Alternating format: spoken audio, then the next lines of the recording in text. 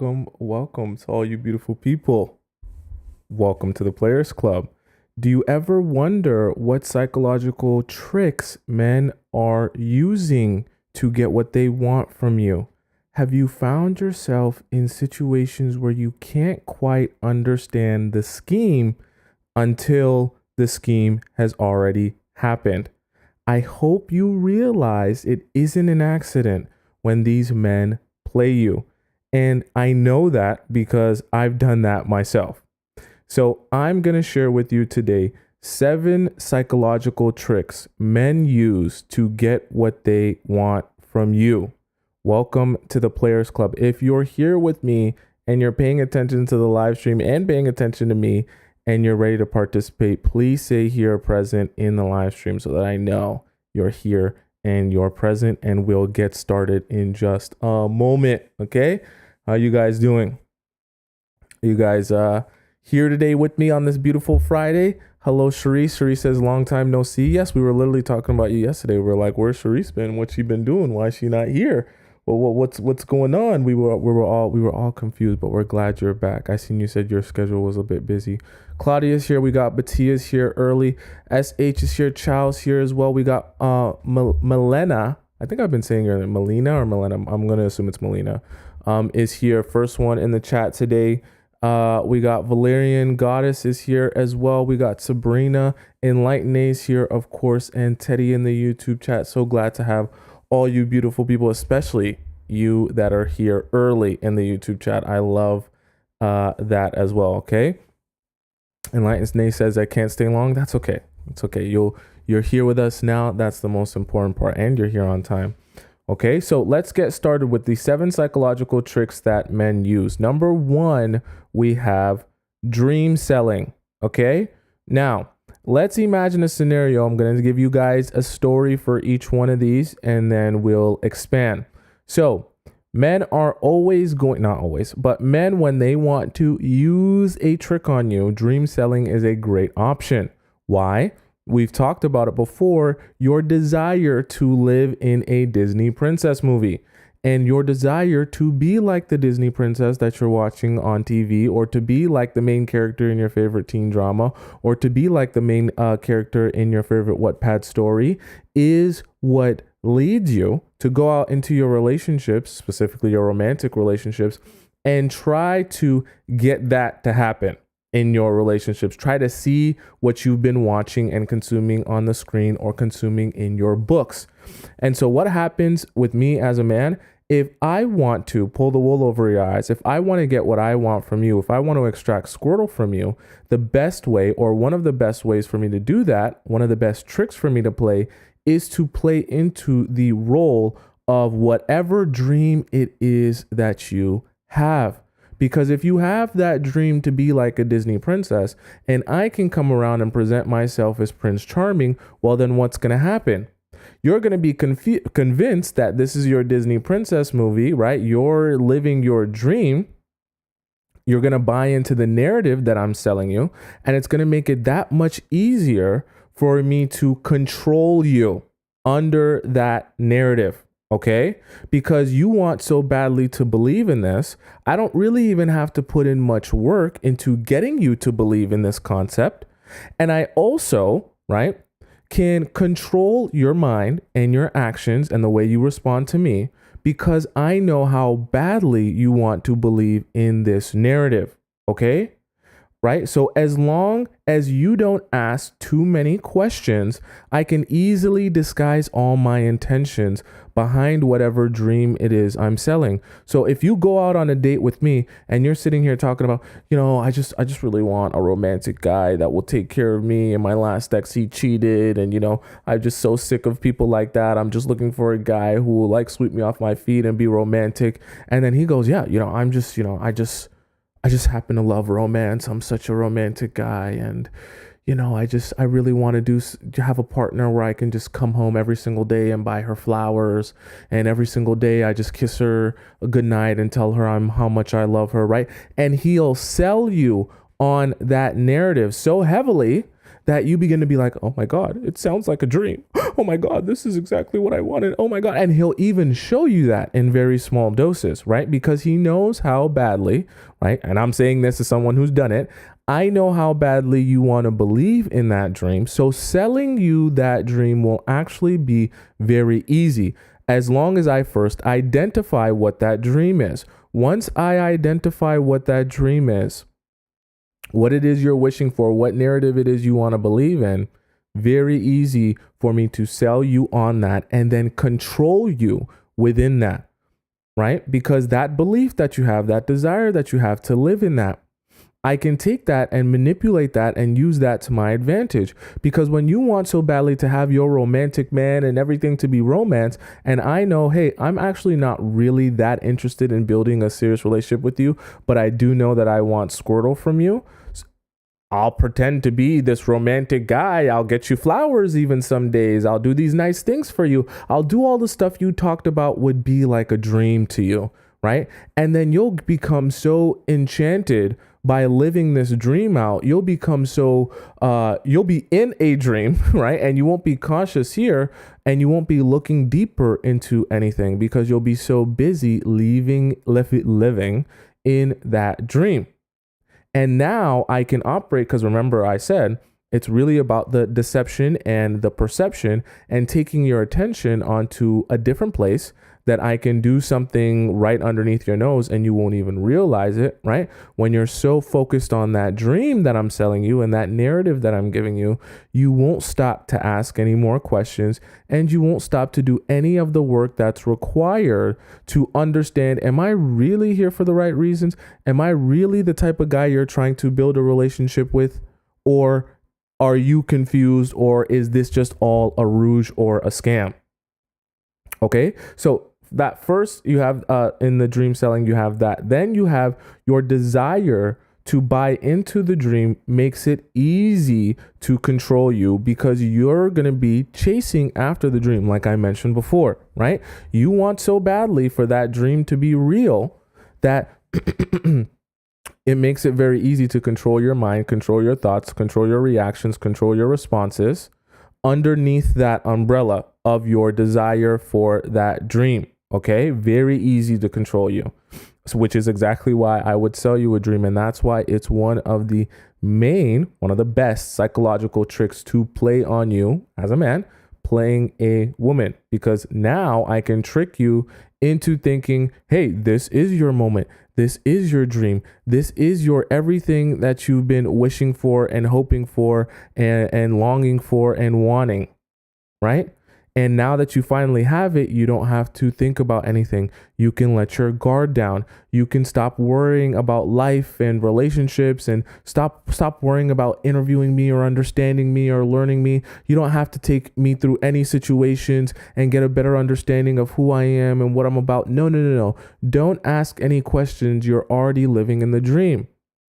Because if you're already living your dream, why would you ask questions? This is your dream. This is your moment. Right? This is your Disney princess movie.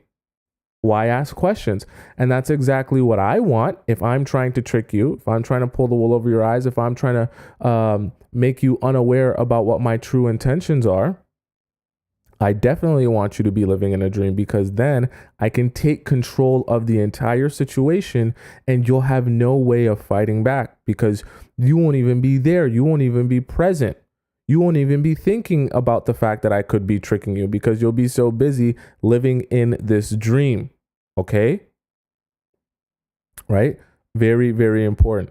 I see what is going on with my guys. Trust me, I will get this internet issue fixed. I have no idea why the frames are dropping. Is it glitching for you guys on YouTube or TikTok? My apologies, guys. My honest apologies. I don't know what is going on with this with this. Is it glitching for you guys? My honest apologies. I will get this figured out some way, somehow, eventually. But for now, we might just have to. I know, I can tell it's my internet. It's my internet. And the crazy part is I got the best internet, but for some reason, just going in and out. My apologies, guys. That makes me really upset. Okay, so don't think it's just you. It's me. I'm also upset. Okay, so number one was dream selling. Number two, we have infatuation. Okay, so men faking their infatuation for you to boost your ego and distract you from their real intentions. It also makes you think that they are obsessed with you because they want to date you. Okay? Very, very important. Someone says it's fine on YouTube. Is it really? It's fine for you guys on. That's so strange. Yeah, if you guys are having issues on TikTok, maybe today is the day that you go onto YouTube, because for whatever reason, it seems like on YouTube they never have any glitching issues. It seems like it's only a TikTok thing, and I'm not really sure why. But if it's like really bad on TikTok, please head over to YouTube. I'm not sure why that's like that. Okay. So number two, we have infatuation, right? These men are going to remember how I talked to you guys yesterday about the enchantment, and I talked about casting a spell, and I talked about how it's almost like a battle of who can cast the best spell, the fastest, the quickest, and the most effective, because whoever casts that spell is going to be in control of the relationship, or be in control of the talking stage, however you want to describe it, right? As you're casting that spell on the guy, because you want to be the one casting the spell, you then get to extract the information that you need to make the best decision that you can possibly make on the rest of the relationship. That's the whole point of casting a spell, not just for the sake of casting the spell, but because you know you're there to gather information. And with that information is how you're going to determine, are you going to actually give yourself mind, body, and soul to this guy, or are you going to peace out and go somewhere else because this is a waste of your time, right? You're trying to determine that. And in the process of you determining that, casting him under your spell will do you very well, because then you'll be able to operate the same way I just talked about, selling a dream and then operating underneath that. You'll be able to operate underneath that enchantment and extract what you want. And he'll talk about himself. He'll tell you all his secrets. He'll tell you everything going on with him. He'll tell you all the things that he doesn't even realize is making it clear and obvious to you what category you should put him in, what he's about, what his intentions are, and all those things that he's sharing with you will make it clear what direction you should be going in. Okay. I guess it's still good for you guys on YouTube. So I have no idea what's happened to TikTok. Is it still frozen for you guys on TikTok? If it's totally frozen, let me try something for you guys on TikTok. Let me end the stream on TikTok, not on YouTube. I'll end the stream on TikTok, and then I'll restart it if it's just completely frozen. Okay, so actually let me see if I pause the live and then resume it. Is it better now for you guys on TikTok, or is it still frozen? You gotta let me know. You guys gotta respond if you can even hear me. It seems like on YouTube they're perfectly fine. So my apologies, guys, because YouTube seems to be getting the best version of the stream. Okay, so we have dream selling. Okay, dream selling, very important. When these guys want to sell, sorry, I said dream selling. We have infatuation. When these guys want to pretend as if they're infatuated with you, it's an easy trick to play on you, because now you're convinced that you've cast a spell on him. He's so obsessed with you. You're so amazing. You're so awesome. You're the best thing since sliced bread. And because you believe that, now your guard is down. A lot of these psychological tricks, at least the ones that I'm going to be discussing today, are mainly about the guys being able to use them to extract what they want from you.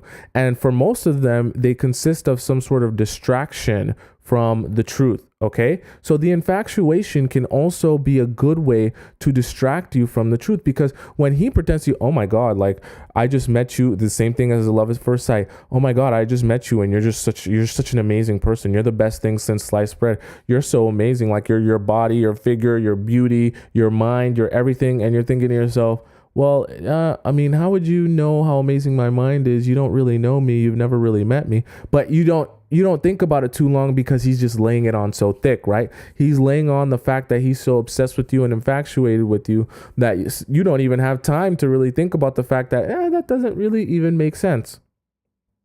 Right. For those of you who might be new here or who have never gotten this question asked by me, have you ever been in a relationship or a situationship where you felt like a guy was super infatuated with you? Infatuated just means like really obsessed with you before it would have been even appropriate, like before he would even have enough information or know enough about you to be obsessed with you or infatuated with you. Have you ever been in a relationship or a talking stage with a guy like that, where you're just kind of confused, like, that doesn't really make sense for you to be this obsessed with me this fast. That doesn't really, it's not really logical. It's not really, but the ego boost that they give you from being so obsessed with you, you're like, I guess you see how amazing I am. I guess you understand that I'm the best thing since sliced bread. I guess you just see my beauty and how radiant and I am walking around. So because you see that, that's why you're infatuated with me. Okay. Have you ever experienced that? I see Cherise says yes. She bad says yes. I think it's Yvette. I think that's how you say it. Says yes all the time. SH says yes. Helga says, but cause we like those words, we want to believe. Exactly. It's kind of like selling you a dream, except the infatuation becomes an easy way to convince you, right, that this guy is already so obsessed with you and so obsessed with the relationship and wants to be with you so badly, right, that you don't have to worry about him trying to trick you or manipulate you. That's where the psychological trick comes in, because when he's actually not truly obsessed, not to say that guys can actually be obsessed with you, guys can actually be infatuated and obsessed with you, but that happens over time. The guys that want to make it seem like they're infatuated with you overnight and you're just like a wash over them, and now all of a sudden they just met you and now they see how amazing and awesome you are, right? They're trying to get you to let your guard down, because once you let your guard down, you'll start saying to yourself, oh, well, he's so obsessed with me, so obviously he's trying to build a long-term serious relationship with me. He's so obsessed with me, so obviously he really wants to be with me. He's so obsessed with me, so obviously he's trying to build something long-term, right? And as soon as you convince yourself of that, what do? You let him in, figuratively and like three-dimensionally, physically, right? You let him in because you feel like the only way he could be this obsessed and this infatuated is if he was actually trying to build something real with you. You convince yourself of that. And when you convince yourself of that, right, the fact that he's trying to date you or really be with you, now you're unaware of the tricks that he might be playing or the lies he might be telling you. And you stop asking questions because you're distracted by the fact that this guy is obsessed with you. You're distracted by the fact that this guy wants to be with you so badly. You're just overall distracted, which is why you allow him in, right? That fake obsession tricks you into feeling like you are in control, right?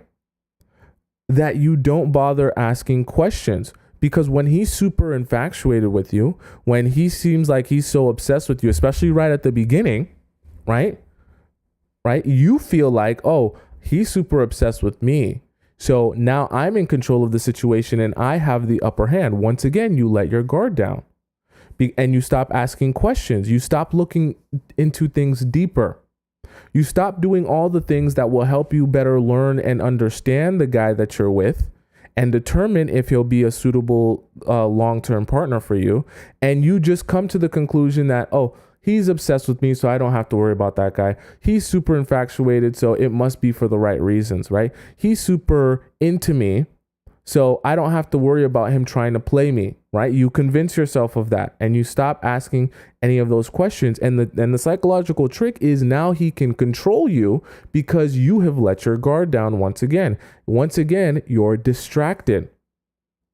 And it makes it very easy for me when you think I'm super obsessed with you because you naturally want to mirror that obsession.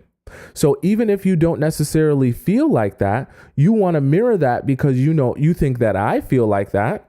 And now that you're mirroring that, what does your obsession lead to? Your obsession leads to you doing things that you wouldn't regularly do because you're so obsessed, right? And I'm like, oh my God, me and you, we're both so obsessed with each other. We're just an obsessed couple, me and you, just the obsessed twins. Oh my God, you're obsessed with me. I'm obsessed with you. We're obsessed with each other. Oh my God, I want to lick your eyeballs. Oh my God, I want to sniff your nostrils. Oh my God, I just want to be close to you so much, right? And that happens at the very beginning. And they get you down this snowball, this rabbit hole of obsession where you want to be as infatuated with him as he is infatuated with you. And now you're giving yourself to him under the guidelines of, oh my God, we're both so obsessed with each other. Oh my God, we're both so infatuated with each other. And what happens? You give yourself to him and he goes to himself, that was great. That was awesome. That was actually amazing. But I'm not really obsessed with you. I just wanted to play into that role that I could get what I wanted from you. And in the process of you thinking we're the obsessed twins, right? We're obsessed with each other. Your obsession has actually led you to do things that you wouldn't regularly do. But I win and you lose because all I have to do is take back my obsession and go on about my day. The problem is when you take back your obsession or you pull yourself out of it, you realize that you've actually given something away in the process of this infatuation. Okay, that's why you lose in this psychological trick, because even when you're both playing the role of, oh my God, we're both obsessed, right? Under the guidelines of both of you being obsessed, you're going to do things that you wouldn't regularly do. So he'll tell you, oh my God, like I wouldn't even regularly sleep with the girl on the first night. By the way, that's a lie. That's a complete lie. If you ever hear a guy say that, that's just idiocy. Don't listen to a guy saying that. But he'll be like, oh, I would never even sleep with the girl on the first night that I was trying to build a relationship with because like that's not even my MO. Like that's not even what I'm trying to do, right? Obviously, if a girl was offering him that he really wanted to sleep with, he would do it. Any guy that says he wouldn't is just lying to you. That doesn't mean that they'll all follow through with it, but they would want to do it. Okay. My point being is under that umbrella of, oh my God, I'm so obsessed with you that I'll just like, I'll break my rules for you. That's what the guys was. I'll break my rules for you. I'll do things that I wouldn't regularly do. Right. Because they know that's an easy trick to get you to mirror them. And then as you begin mirroring them, because you want to seem as obsessed with him as he is with you, right? You do things that you also wouldn't regularly do. And you say things that you also wouldn't regularly say. The problem is once you give yourself away to him and then he takes back that infatuation, you're left with basically nothing. Actually, you're left with less than nothing because whatever you had before, you've given some of that to him. And so you're -1. And he's back to 0. Actually, he's +1 and you're -1. Okay. Right. And the infatuation is much like casting a spell on you by him pretending to be enchanted by you. You understand what I'm saying? As he pretends to be enchanted by you, he casts a spell on you because you're convinced that he is the one under the spell. He's the one that's enchanted by you, even though you haven't actually done anything to enchant him. Newsflash, if you haven't actually done anything to enchant him, like done real things to enchant him, then he's not actually enchanted by you. It's just a finesse, okay? These guys that make you feel as if like you're the best thing since sliced bread and you're wondering to yourself, I literally haven't done anything to convince you of that. That is love bombing. That is that infatuation psychological trick that they'll play on you to get from you what they want from you. Are you guys following along with me so far? Making sense despite my garbage internet, which shall be fixed this weekend? Is that making sense to you guys? Or you guys confused at all? You need me to explain anything? Number 1 was dream selling, and number 2 was infatuation. I want to make sure you guys are still here with me despite my internet issues. Okay. I hope it's a little bit more bearable for you guys now, right? So infatuation was the other one. Nifasimi said, what's the topic today? Today, 7 psychological tricks men use to get what they want from you. That is the topic for today's discussion. Okay. So number 1, we had dream selling. Number 2, we had infatuation. Okay. Now, number 3, we have isolation. This is a really good one. Okay. I'm going to be on, and I'm telling you all of these, I've used all of these. So I know I know how this is working. Okay. Right. Someone said, what are you eating, boy? You always be burping. I literally eat the most regular food. That's the crazy part. So number 3 is isolation. As some of you already know where I'm getting to with this.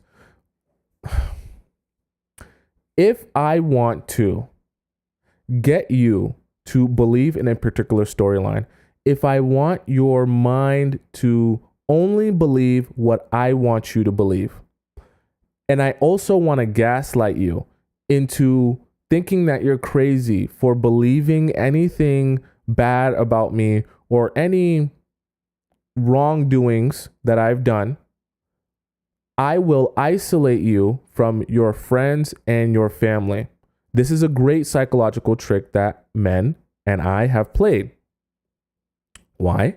Because when I isolate you, it's very easy for me to convince you that anything you're thinking is a crazy, unrealistic, unreal thought, right? When I isolate you, you have no other outside third-party perspectives or opinions to come into your mind to confirm how it is you've already been feeling, okay? When I isolate you, now, instead of you being able to actually think for yourself, I can hammer you with thoughts or opinions that are my own, right? And convince you that whatever it is you were thinking and feeling that was original to you, those ideas that were original to you, no, those are wrong. And let me explain to you why those are wrong. And in the process of me gaslighting you, in the process of me spinning and twisting the narrative, because you're the only one there, and because you're so isolated from any other thoughts or ideas outside of the mind, what's going to happen is it's going to make it very hard for you to begin to believe in your own understanding of any scenario or any situation. So I'll give you an example, right? If I know that I'm a constant serial cheater and we're in a relationship together and I want to continue cheating on you, but in the process of me cheating on you, I'm messaging these girls behind your back. I'm DMing girls constantly. I'm Snapchatting girls. You guys know how I feel about Snapchat. I'm Snapchatting girls constantly. I'm doing all this shady stuff. And you're catching this, you're catching that, you're seeing this, you're hearing of that, you're hearing of this. What I'm going to do, right? If I want to play a psychological trick on you, I'm going to isolate you purposely from all of your friends and family so that you stop hearing their opinions, one, and also so that when I twist the narrative and tell you, oh no, but the girl I DM'd, I wasn't DMing her to come over to my place because we were going to do anything, inappropriate. I DM'd her to come over to my place because she lives right next to my guy best friend, and my guy best friend said that he needed his charger back because he left it at my place the last time he slept over. So she came by and she picked up the charger for my guy best friend, and we were just chatting because she was telling me about her relationship problems. So she ended up coming inside the house, and then we were just talking about her relationship problems that she was having with my guy best friend. And then we were chatting. So basically, as we were chatting, she kind of just fell asleep a little bit on the couch. And I was like, you might as well just come sleep in my room since, you live so far away and it's too late for you to be leaving the house. And so that's why she ended up sleeping over. Right? I can spin and twist the narrative. And the thing about it is, even when you're sitting there and you're listening to this and you're like, this is a load of BS. This is wrong. This is inappropriate, right? That was an inappropriate response for the fact that you're in a relationship with me. And you're convinced like, no, that was wrong. That was wrong. That was wrong. But because I isolate you from all your friends and family. One, you don't get to get any of their opinions or thoughts about the situation, because if you were to tell your girl best friend that happened, she'd be like, girl, are you crazy? You need to walk away from that relationship. Also, as I isolate you, I can hammer to you the same concept over and over and over again. And in the process of you sitting there, and at first you're like, no, you're crazy. This is BS. Like, that doesn't make any sense. As I continue to isolate you from everyone, and I hammer these thoughts and feelings into you, now it makes it so much harder for you to remember what it was you even felt in the first place, because you're spending so much time with me and around me and hearing my point of view and my perspective. You're like, I guess I shouldn't be upset, because I guess, it was just kind of you to be there for her and to talk to her. And like, I get it, it is dangerous out at night. So it does make sense why you wouldn't want her to like go home when it was like super late. And yeah, your boy needed his charger, so she does live close. And what's going to happen is I can begin, it's not even gaslighting anymore. I can just easily convince you of something or a thought or an opinion that you didn't even actually have when I isolate you. That's why it's a great psychological trick, because I can begin to plant seeds in your mind that didn't already exist, allow them to grow, and those become your versions of the truth, even if they're not actually the truth. And it makes it a lot harder for you to snap out of it. When I say snap out of it, is to like really see the trees for the color they are. I don't even know if that's a saying. The world for what it is, right? Really see reality. It makes it that much harder to see that when you have no outside perspective, no outside opinions, and the only thing you're constantly hearing is whatever point of view or perspective I want to convince you of. And so every situation becomes that. Every situation that you question or think is wrong, or think is inappropriate, or feel hurt by, or feel disrespected by, now I can twist it and turn it and manipulate it, feed it back to you in a way that doesn't sound as bad. And after a while of me isolating you from everyone and not allowing you to get any opinions or thoughts from other people, or other people to see what's going on in our relationship and tell you that that's wrong, or remind you that you're not crazy for feeling like that, what's going to happen is you're going to be like, well, this is just how it is. This is just how we treat each other. I guess it's not that bad. It's not that big of a deal. Right? And that's how you're going to start that's what you're going to start believing. Okay? That isolation is a great trick for me to play on you, that you will no longer be able to tell the truth from the lie. And I know that because I've done that, and I've also had that done to me, okay, by a woman. Obviously, men and women can do both, all of these that I'm discussing, but I'm obviously talking to majority women, so I'm giving you the man's perspective, okay? So that isolation is great, right? When I isolate you, it makes it so much easier for me to make you feel crazy for having any opinion or perspective outside of the ones that I agree with, or I want you to have. You understand what I'm saying? I only want you to have opinions or perspectives that work in my favor. So I isolate you so that you can't have opinions or perspectives outside of outside of the ones I approve. And if you happen to, I'm going to hammer it home to you how crazy you are for thinking or feeling that way. And because you're only hearing me tell you how crazy you are for thinking and feeling that way, and you're hearing no confirmation of your feelings or emotions, or anyone validating your feelings or emotions, right? You're going to begin to believe that, yeah, I'm crazy for thinking that. Yeah, I'm crazy for even believing that. Have you ever had a guy do that to you? Put you in isolation from your friends and family so that they can convince you of whatever narrative or storyline that they want you to be convinced of. Has that ever happened to you? Okay. I see Paige says yes. Scotty says yes. Okay. LLC says yes. Brianna says, my ex and he was scary. Brianna, were you the first to say here present today? I didn't see it. Polish says, Polishiersia. says, nah, never happened. Good. I'm glad it never happened to you. Okay. Vicky says, I don't date toxic dudes. So no, that's good. That's good. Now, I know that some of you have experienced that, right? Vaseline says girls isolate boys also, at least at younger age, when they can't understand what we really need and not on purpose. I agree that all of these things the girls can also do to the guys. The only reason I'm giving you a man's perspective is because that's the only perspective that I have, obviously, and I don't like to talk about what other people are doing. You know what I mean? I don't want to be like, oh, the girls do this and the girls do that and the girls this and the woman this and the woman that. It's just not. You guys can take accountability and claim of that. I will claim the things that I've actually experienced. That's why I speak of it like that. Okay. So the isolation. So number 1 was dream selling. Number 2 was infatuation. Number 3 was isolation. Right.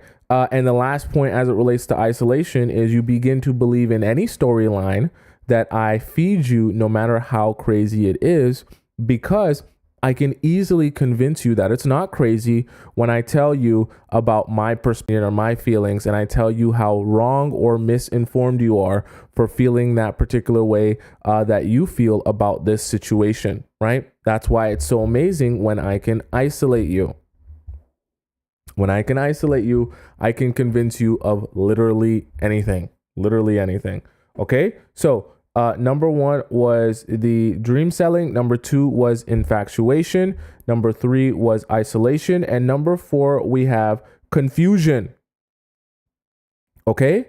So not setting boundaries or expectations, knowing that I will mess up, and then apologizing as if the confusion is what caused the situation. This is a great psychological trick that I've played and a lot of men have played. It's a great one because when there's a lot of confusion, let's imagine a story. Okay, so I'm going to give you a story. Let's say me and you are in a talking stage, right? And in the process of us doing this talking stage, we obviously know that we're getting a little bit more serious now. And we know that we're transitioning from that place of, oh, we're single and we can date people and we can see other people and have conversations with other people. We're now transitioning to this phase where it's a little bit more exclusive. If either of us were to find out that we're dating or seeing other people, then the other person would be a little bit upset or hurt, right? Let's imagine we're in that stage. And so we're going through this talking stage, and you're kind of starting to question now because we've transitioned into a place where we're spending a lot of time together. We're going out on dates. We're sleeping over at each other's house. We're being very intimate. We're talking about intimate things. We're talking about our future together and all this good stuff. So you're kind of like, well, now we're in a place where I'm assuming this is supposed to be exclusive one, but I'm also thinking about what are we now? What is our title? What are we representing as a group now? And so in the process of you thinking that, maybe let's say you ask me, what are we? What is our title? Where are we going with this? What's the plan here? And I tell you, well, I want to see where things go right now. I just got a lot going on and I don't know if I'm ready for a relationship, but I also really like you. And I also really like spending time with you. And I also really like everything that we have going on. So I'm not really sure if I'm yet ready for us to get to the level where we build, a long-term serious relationship. But, I don't want us to not talk. I don't want us to not speak. I don't want us to not be in a relationship. But at the same time, it's just so hard for me to imagine, actually committing yet because I just got so much going on.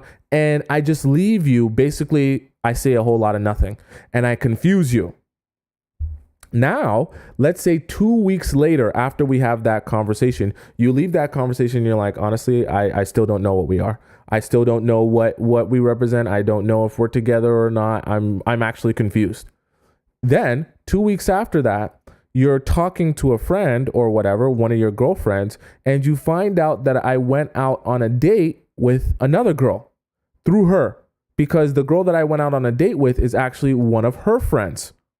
And you figure out that I went on this date with this girl. And so you confront me. You're like, what the hell are you doing? I thought we were building an exclusive thing here. I thought we are building up to a serious relationship. We've been hanging out almost every other day or 3-4 times a week. We've been doing all this stuff together. You've been talking about a future with me. You've been talking about building stuff with me, and you're going out on a date with another girl. What gives? What's your problem? What's going on? And then he says, oh, and then I say to you, oh, I didn't know that you wanted to be exclusive. Why didn't you tell me that you wanted us to be like an exclusive thing? Like you didn't want us to date other people. I thought we were still exploring like our options and just kind of seeing what was out there and just kind of feeling it out and things like that. I thought that's what we were doing. You said that you were like down with the idea that like, you know, me and you were just kind of figuring things out and working it out and seeing how we continue to feel as time goes on. And you're like, I didn't ever really said that. I asked you, what are we? Because I was confused where things stand. And you're like, no, but I thought you were asking me that, what are we? Because you weren't really sure if you wanted to commit either. And I thought that's why we had the discussion, because we were trying to figure out what we wanted to do, but we never came to a conclusion on that. And then you're sitting there like, what? We didn't come to I swear I made it clear of what I want and expect from this relation. I don't think I've ever said to you that, hey, we should be dating other people during this time. But the thing about it is, right? Here's the secret. I knew that you were confused. I knew that you didn't have a clear understanding of where we stood with each other. I knew you didn't even have a clear understanding of what the boundaries were. And a lot of times, for me as a man, this confusion is good for me. And it's a great trick to play on you, because then when I come back after you address the thing that upset you or angered you, I can pretend as if, oh, I never even knew that was your problem. I never even knew that you had an issue with that. What? That was your problem. You had a problem with the thing that I did there. Oh my God. I'm so sorry that I hurt you. I'm so sorry that I hurt your feelings. If I would have just known that you didn't like that, if I had just known that that would upset you, I would have never even dreamed of doing it. It didn't even cross my mind that was going to upset you like that. And the confusion is a great way for me to convince you that it was a mistake and it was unintentional, even though the confusion was intentional, so that I would have the space to make mistakes and then later apologize for them as if they were outside of my control. Actually, we'll stay on this for a bit, because this is a great psychological trick that I don't know if a lot of you have ever picked up on, right? Because guys aren't idiots. They might be a little bit emotionally stunted, but they're not idiots. Guys also know that the more confusion they leave you in, right, the more excuses they have for doing the wrong thing. Because it's different if he went out on a date with another girl and you guys discussed being in an exclusive relationship and you're like, cool, we're dating now. We're boyfriend and girlfriend now. This is serious. We're locked in. And you went on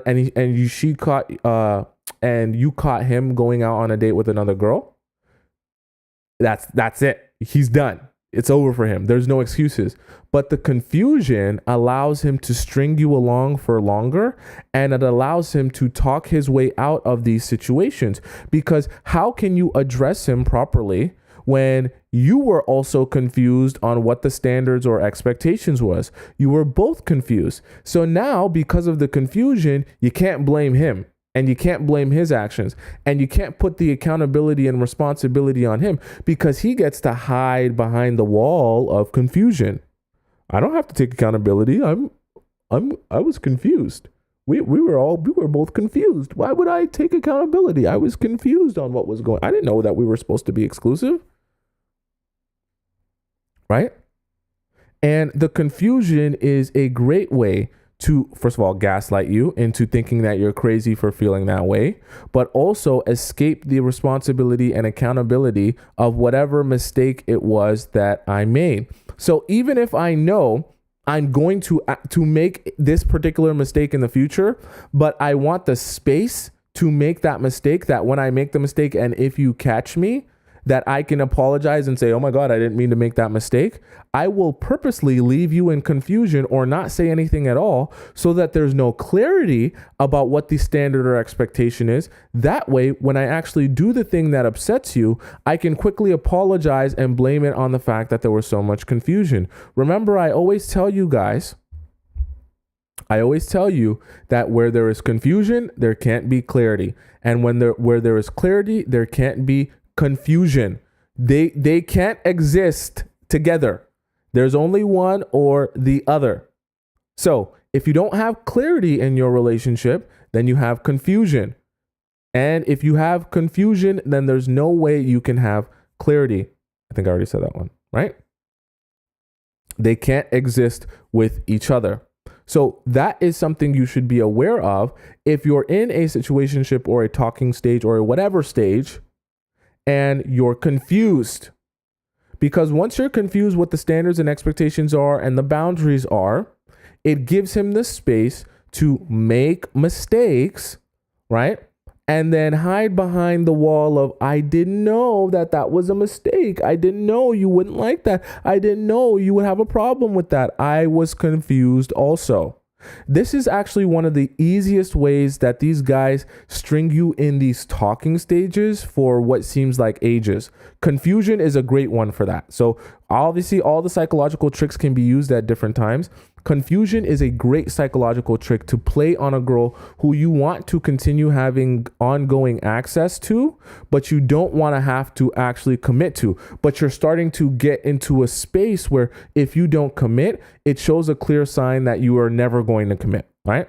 Because eventually these talking stages go on for long enough and become serious enough where it's like, okay, either you're going to commit or you're really just playing me. It's either one of the two. And these guys are trying to extend that period of time in which they don't have to commit. So what do?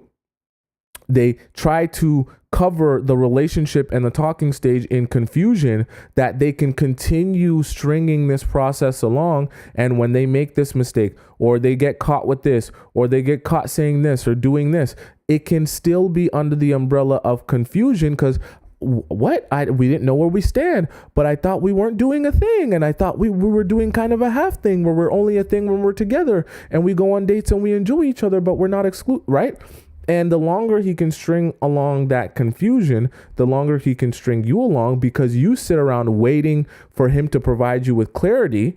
And you're hoping that each new day, each new passing day will be the day that he provides you with clarity in the relationship and you never have to worry about anything again and you guys can ride off in the sunset. But he knows that the moment he provides you clarity is the moment that he's going to have to take accountability for anything that he says or does after that. So if he knows that, why would he provide you with clarity? He'll just continue allowing you to live in confusion that he can continue making it seem like this was an accident. I didn't know that was a problem. I'll apologize, but I didn't know that was an issue. I didn't know that this you had a problem with. I didn't know. If I would have known, it wouldn't have happened and this and that, right? And he can continue just apologizing for each and every mistake while you continue sitting there hoping and praying that one day you'll be provided with clarity that you won't have to accept his apology for being confused and not knowing. Okay? Are you guys following what I'm saying so far? Nifasimi says, Tommy, please, this is triggering. I would hope so, because if it's triggering to you, then it's probably because you either have experienced it or you're experiencing it currently, in which case that's good, because now that you're hearing me talk about it, it'll be much easier for you to identify it when it's happening. Because I told you, and like I always tell you guys, I'm a red flag man. So don't be thinking I sit up here, I'm dressed in all pink, and I'm like, oh, well, I'm the type of man you should be with. You see me sitting on this camera here in front of you. You should go out in your life and look for a man like me. You see how I'm well shaven, clean cut. That's the type of man you should be looking for. A man just like, no, I'm not here to convince you that you should be with a man that's more like me. I'm here telling you that I've done this to women, which is why I actually know how this works. My only skill set is to be able to articulate why and how I did it. that you can then understand it, use that information, and go out into your life and identify if it's happening in your life and relationships, and then utilize it to your advantage so you can avoid these things happening. Okay? So I'm not here to tell you how good and amazing I am and how much you should avoid the bad man. I am the bad man.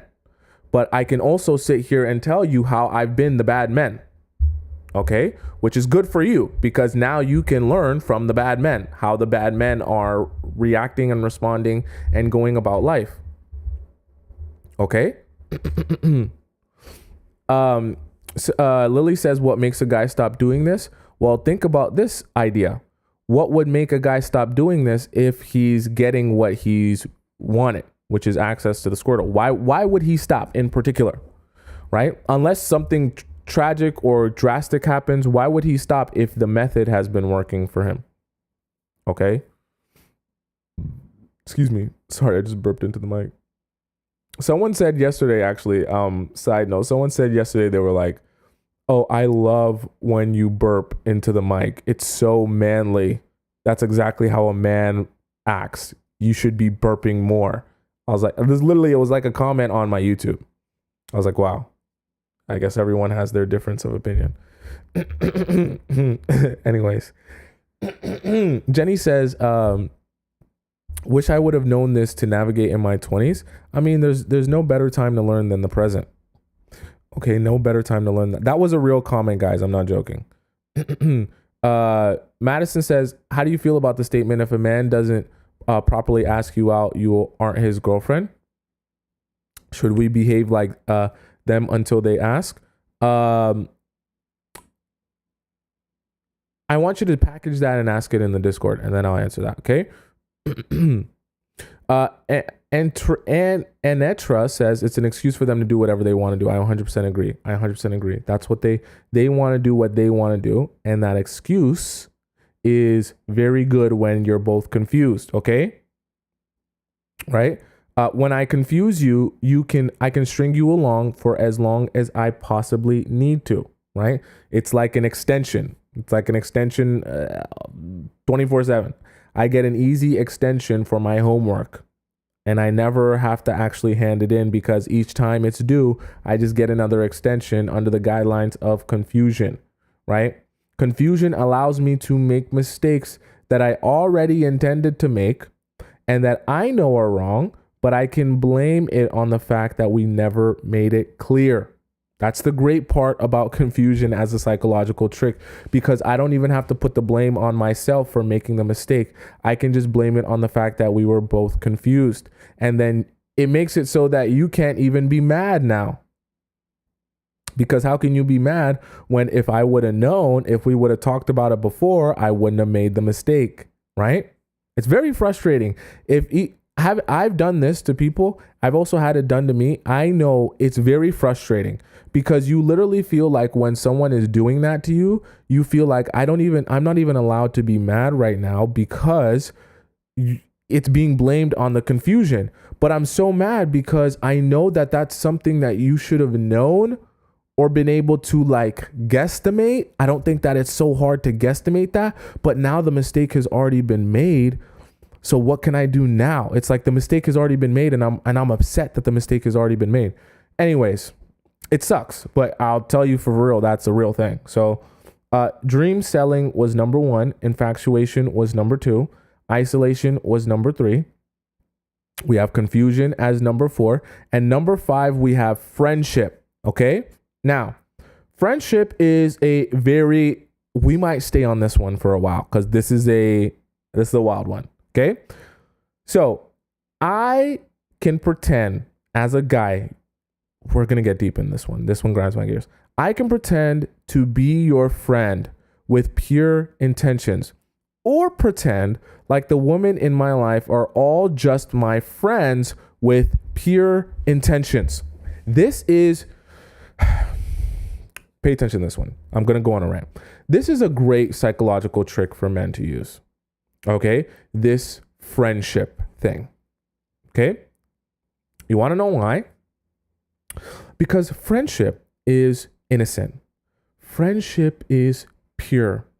Friendship is about caring and loving someone platonically that you just want to see do well and want to do the best for. Friendship represents us all holding hands and singing Kumbaya, where nobody does anything except for doing the best thing out of the kindness of their heart. Not because it serves them, not because it's good for them, not because it's what they need or what's best for them, but because it's what's best for you. Because we're friends and our friendship is the most important thing to me. I'm wearing pink because I'm soft and I want to be your friend. And I just want us to vibe and live in this utopia where everything is sunshines and rainbows and there's a light breeze and everything's just so amazing. Friendship. Okay, it's a lie. It's a great psychological trick. Why? Because truthfully, I'll be so real with you. I don't care. I don't care what any other man tells you. I don't care. I don't care. I don't care. I don't care. I don't care. Any man that is trying to make, now there's a difference between having a casual friend that you know and that you speak to every now and again, and having like an ongoing friendship that is like you see them or speak to them every single week or every day, right? I'm talking about the ongoing friendships with people that you see to and you speak to every day or every week, right? Like this is ongoing all the time. There is no reason for us as men, truthfully and honestly, I'm being so for real with you. Listen to what I'm saying, because you're not in love with me. I have no invested interest in telling you a lie right now.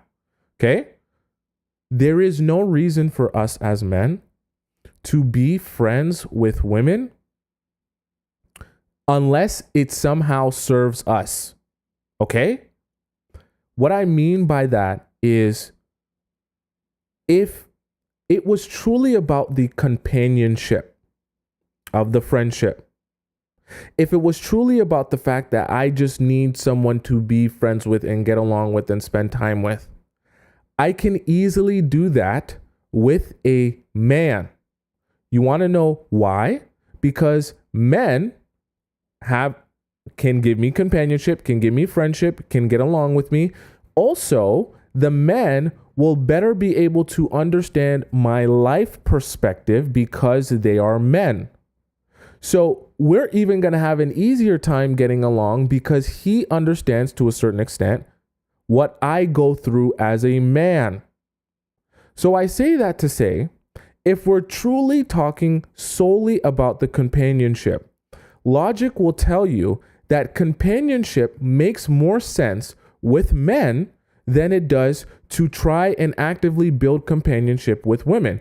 Not to say that you can't ever have a single woman friend as a man. Like I said, there's nothing wrong with having casual friends, but this idea that, oh, we are best friends, me and this girl. I have a best friendship or an ongoing friendship with the girl that I speak to every single day, but we're just friends.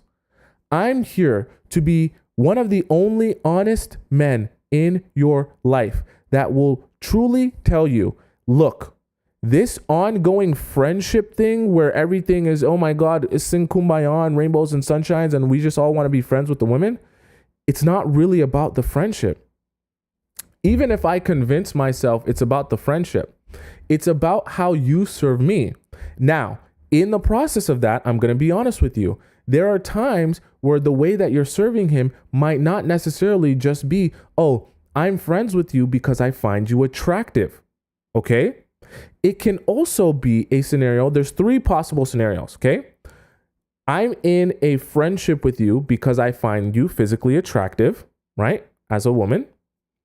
I'm in a friendship with you, not because I find you physically attractive, but because you are attracted to me. And the process of you being attracted to me and desiring me, I know that and I can feel that. That's an ego boost to me. And so I'm serving myself by getting an ego boost by spending time with someone who I know likes me and will validate me anytime I need or am seeking validation. That's the second one. The third one is if somehow you're in a position to help me get to where I want to go. You're a stepping stone, i.e., let's say you work very closely with the boss. Let's say you're a step ahead of me at my job. You work very closely with the boss. I'll create a friendship out of you, hoping that getting in your good graces will serve me by getting me farther in my career. Those are the three scenarios in which men are going to try to be your friend. I'm just going to tell you the truth. I'm not talking about a casual friend, but I'm talking about building this ongoing friendship with you. It's going to be one of those three. The guys who want to tell you that it's strictly just for the companionship, just because they want so badly to be friends with the girl, BS, okay? Because if you were ugly and useless and 800 pounds, he wouldn't give a damn about your true, genuine friendship. I can assure you. Have you ever noticed that the girls who are 800 pounds and ugly and useless don't really seem to have that many genuine guy friends?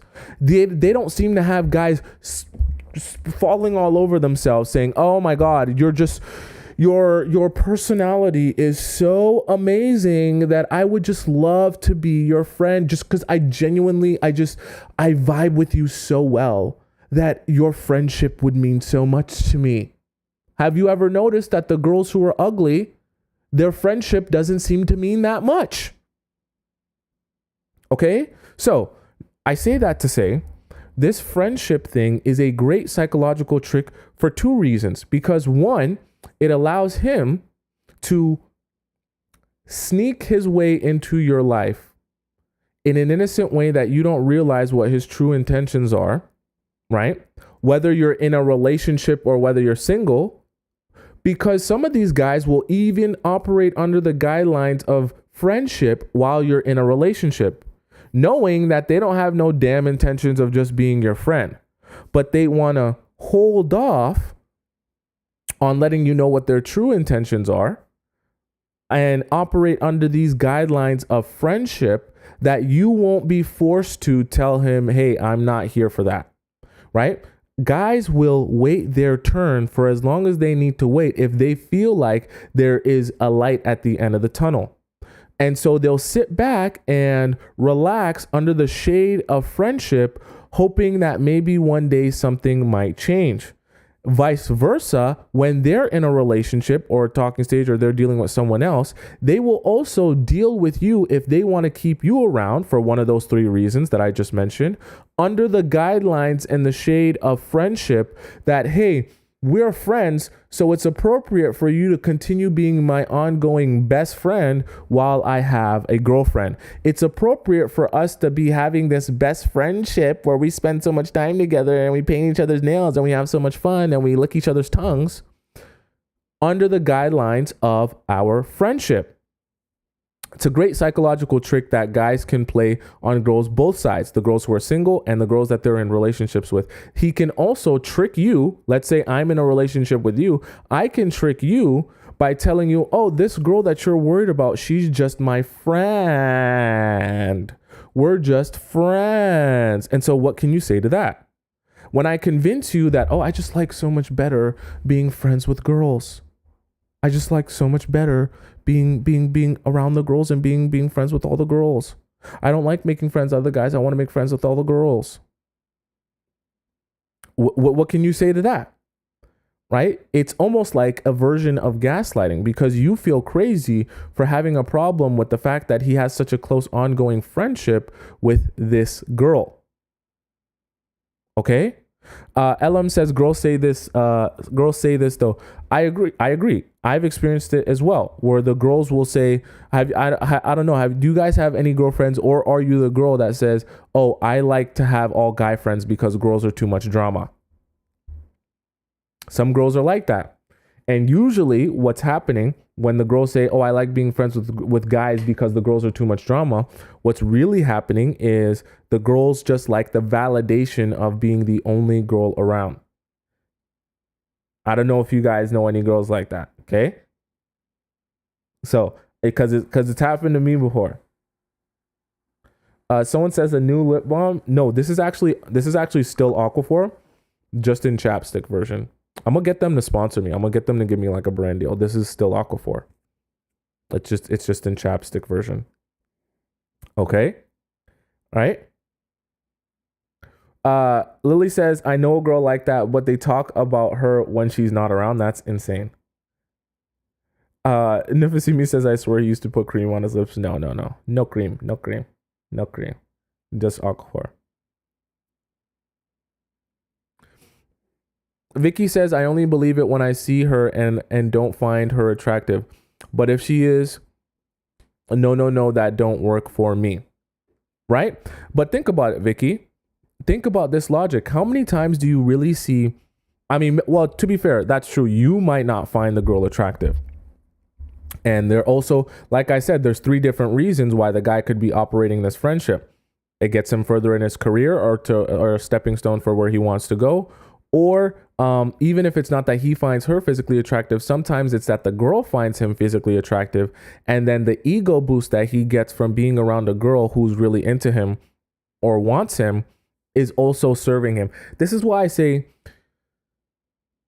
in the process, we call this show the Players Club. In the process of joining the Players Club, it's like, I know some of you might have heard of the red pill. It's like taking the pink pill. So your woman version's like taking the pink pill. Because when you take the pink pill, it's funny, I'm wearing pink. When you take the pink pill, not swallowing me, swallowing the pink pill.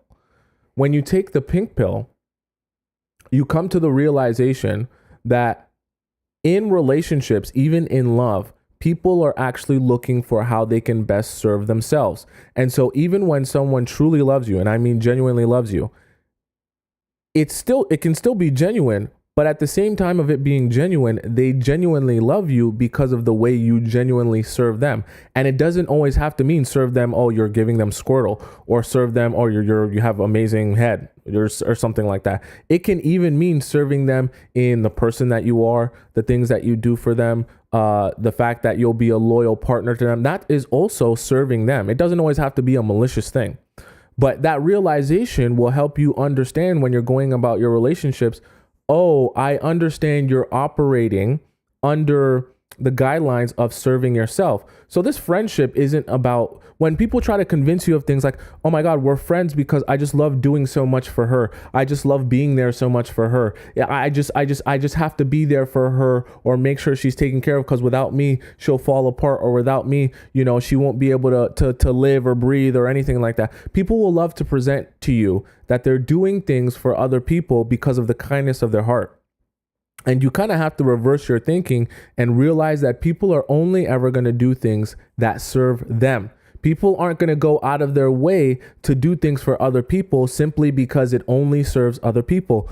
Even when, right? And I know this still has to do with the friendship, because the friendship is that genuine thing that people want to project onto you that, hey, I'm doing this for the sake of the friendship just because we sing Kumbaya and everything's amazing. Even when I go on the street and I give a homeless man $1,000 on the street, the homeless man goes, oh gosh, thank you so much. I never expected it. I've never had anyone give me this much money. And I've been starving all day and I haven't had a meal in the past 2 days. I thank you so much, sir. You're so kind. You're so generous. You're so amazing. I'm going to get me a meal. I'm going to get me a fresh meal. I'm going to get me a bed. I'm going to take a shower. And he's just bawling out of his eyes, right? Right? Let's imagine you gave a homeless man $1,000 on the street. He's bawling out of his eyes. He's thanking you so much. He's screaming to the heavens how you're an angel sent from heaven. That's doing something for you. Okay? You might not realize it. It might not be obvious to you, but that is doing something for you. Even the process of you giving to someone out of the kindness of your heart is serving you in some way, shape, or form. It doesn't always have to be physically. Sometimes it is just emotionally, right? Because you get the euphoric feeling of feeling like you helped someone. So that still did something for you, right? The process of you giving still made you feel good because that person is so grateful that you gave to them and did something for them. You see how that works? And I only bring up that example is because I want you to understand the concept that in all versions of relationships, people are doing things that serve them. So when a guy, or even a girl, if you're a guy listening to this, when someone comes to you and tells you, hey, I have this girl best friend and I need to keep this friendship good and stable and connected because of her, because she needs me, and because I'm such a generous, kind person and I split myself so many different ways that I need to be there for her, realize that is a lie. Because if it was really only about her, he wouldn't bother with the relationship. That relationship, or friendship, I should say, is doing something for him, which is why he's investing his time and energy in that friendship. Okay? Right? So that's part of taking the pink pill. That's part of joining the Players Club, is understanding that people are going to do things that serve them. And rather than living in a dream world where people don't do things to serve them, it's better for you to understand how and why people are doing things to serve them, that you can understand what you need for yourself to serve you, and if those things align. Because you can be in a relationship where you're serving each other, and the ways that you serve each other works for both of you and everyone's happy. But you're living in a dream world if you feel like, oh, the only genuine version of love is when I love you for the sake of loving you, not because you do anything for me. Do you see what I mean there? Do you see the distinction? Okay, that's why the friendship is a great psychological trick, right? Because men love to wait it out.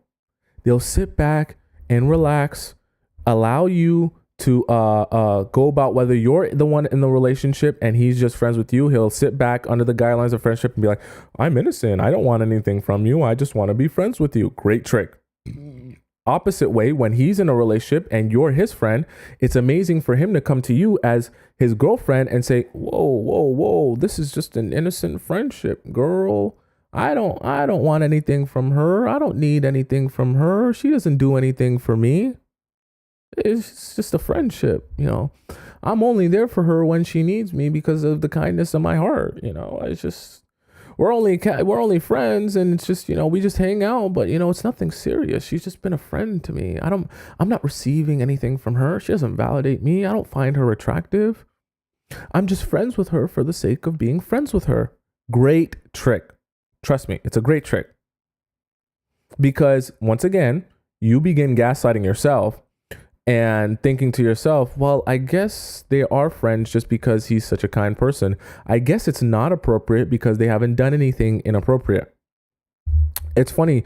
I was watching Love is Blind, actually, the newest season of Love is Blind. You guys should go watch it if you haven't. I was watching the newest season of Love is Blind, and I forget his name. I don't know if his name was Jimmy or what his name was.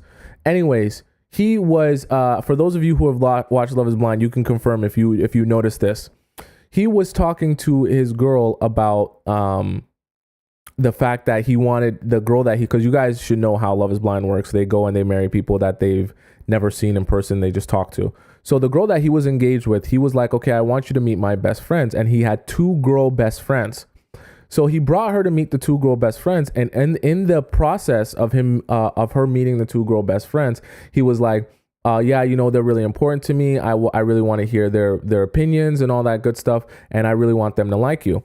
And I was watching that, and I literally said to myself, as soon as I watched it, I was like, oh yeah, he slept with one of those 2 girls, 100%. Well, like 1000%. This idea that the 2 best friends that he wants their opinion, that he spends the most time with and spends talking to, is just for the sake of his kindness of his heart, and he just loves the friendship so much. That's ridiculous.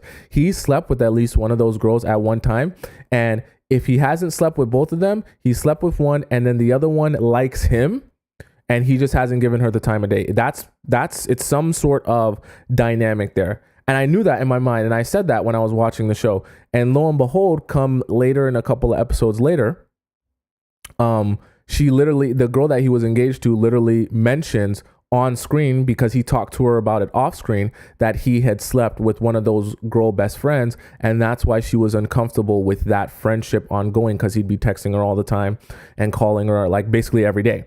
And I was like, oh, and he got mad because she mentioned it on camera. And I was like, oh, of course. The men, I get it, because the men, we want to defend ourselves and we don't want to let people in on our intentions. So a lot of times, if a man like me is coming out and saying, look, men don't really want to be your friend, or just your friend, other men will be like, no, stop it. He's a liar. He has no idea what he's talking. He's an idiot. That guy's an idiot. I can be friends with girls. I have tons of girlfriends. Just, I don't think anything of it. I'm an evolved man. Okay, I don't require anything from these women. You're disgusting. The fact that you even think of women like you're disgusting. You're such an unevolved man. Don't listen to this man's lies. He's a liar. Don't listen to his lies. Right? And they get so upset and so angry that I would dare utter the idea and the concept that they're truly not interested in the genuine friendship. Those men are lying to you. I don't know how else to say it. They're just lying to you. It's a flat out lie. Okay? And they're all going to try to convince you of that, because the longer they can convince you of that, the easier they can play that psychological trick on you. And for some men, it's so hard to accept. For some men, they don't ever want to accept that. They don't ever want to accept the idea that they're doing things for a purpose and not for no reason. That's a newsflash to you. To those of you who want to step inside the Players Club, a newsflash to you: people do not do things for no reason. I don't know is actually not an answer. Sometimes people use I don't know as a supplement for I actually haven't analyzed why I did that thing or said that thing, right? So sometimes they don't know because they actually haven't thought about why they did that or analyzed that. But a lot of the time, I don't know is really, I don't want to be honest with you about what my intentions were or why I did that thing. Okay, and I don't want to accept that that's the reason, because truthfully, we all have reasonings for doing things. There's a reason you're here with me, listening to me. It's not because you love me so much and I'm so amazing. It's because I'm giving you information that you know you can use to get a better relationship, not just because you love me so much and I'm wearing pink. Okay? You're here for a reason, and that reason serves you. Even when you're sitting at home and you're watching entertainment, you're not watching that entertainment just for the simple fact it's entertainment. You're watching that entertainment because it serves you. Everything you do in your life is serving you directly or indirectly. You might not even realize it, all the little things that you do that serve you. Even in your relationship and your friendships, you're invested in those relationships and friendships because somehow, some way, if you dig deep enough, they serve you in one way or another. There's a reason you don't bother striking up a conversation with every stranger you walk by with on the street, because not every friendship or relationship is going to serve you. Okay? So men keep women around that they're interested in, or that give them some sort of validation, or in a very rare scenario, she can be a stepping stone to some sort of career path or to get somewhere in life. You understand what I mean? So those are the three guidelines under what most men will be friends with women. Now, I'll be the one to just go out and say, I'll be the bigger man and say, hey, maybe I don't know what every guy has ever thought in his entire life. And maybe there are guys out there who want to be your genuine friend for genuine reasons and solely platonic and have no ulterior motives. Sure. I won't pretend as if I know what every man is thinking. But if I'm being honest with you, and I had to bet my money, I would bet my money that majority of men have some sort of ulterior motive that is not related to just being your genuine platonic friend. For the sake of being your genuine platonic friend, okay? I'll let the men who say that that's not the case tell you that that's not the case. I'm not going to spend time arguing too much about that, all right? So number 1 is dream selling. Number 2 is infatuation. Number 3 is isolation. Number 4 is confusion. Number 5 is friendship. And number 6, we have silence, okay? Now, not the silence you're thinking of. So he'll stop talking so that you don't know how he actually feels and thinks, and you can project onto him what you think he's like. This is a great one, and I've used this one. When you go out on dates, so let's say you and me, we go out on a date. I'm wearing pink just like this. We go out on a date together, and we're sitting down, and we're chatting and this and that. We get good food, great ambiance, all that good stuff. I'm dressed amazing. I look amazing. And on this date, right, I'm letting you do most of the talking. but I'm doing that on purpose, and I stay silent on purpose. We go through this entire 2.5 hour date. We eat good food, good appetizer, good dessert. And I do such a good job of not talking and allowing you to talk that by the end of the day, you don't really realize even that I haven't done much talking. And so this goes on for the next couple of dates. And that just becomes the vibe where you're doing a lot of talking and I'm not really saying too much. But you don't realize that I haven't said anything. And so because I haven't said anything, you don't really have an understanding of who I am, what I'm about, what my background is, what my past has been. So what happens when you don't actually know me? You project onto me your thoughts or ideas of who I am or what I'm like. And because of your dreams, remember dream selling was number one, because you want to live in your Disney princess movie and you want me to be your Prince Charming, when I'm silent, when I'm quiet as a church mouse and I don't say anything, what happens is you fill in the blanks of my personality and my character with your dream man, which is great for me. Makes it that much easier for me. And now, this is the great part about the psychological trick of the silence. Now, if you even were to ever find out that I'm not like what you anticipated, that I'm not like your dream man, that I'm not like your Prince Charming, I can hide under the guidelines of, oh, you didn't ask, so I didn't tell you that I cheated on my ex. You didn't ask, so I didn't tell you that my past few girlfriends, I've struggled with long distance. And so that's why I ended up talking to this new girl because I couldn't handle the long distance, right? Omission works so well when you're silent because then I can blame the fact that, oh, I would have told you, but you never asked. What? What? But I wouldn't even know to ask because you didn't talk about it. You didn't mention it. You didn't even let me know that there was something to ask there, right? And so the silence can serve in two different ways, right? The silence can serve because you can project onto me a personality, which is good for me. It lets you think I'm your dream man, and then when I'm not, you can't blame it on me. And then also, if you catch me in a lie, right? Or you figure out that I've been deceiving you, I can just pretend like, oh, I would have told you, but you didn't ask.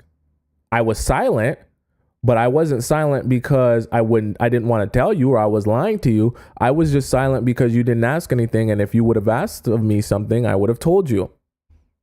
Right? And it's very easy to lie by omitting things when you're silent. That's why it's a great psychological trick. Once again, you get gaslit because I'm telling you, oh, but it's so unfortunate that if you would have just asked me if she had, you asked me if we slept together. And I said no, because that's the truth.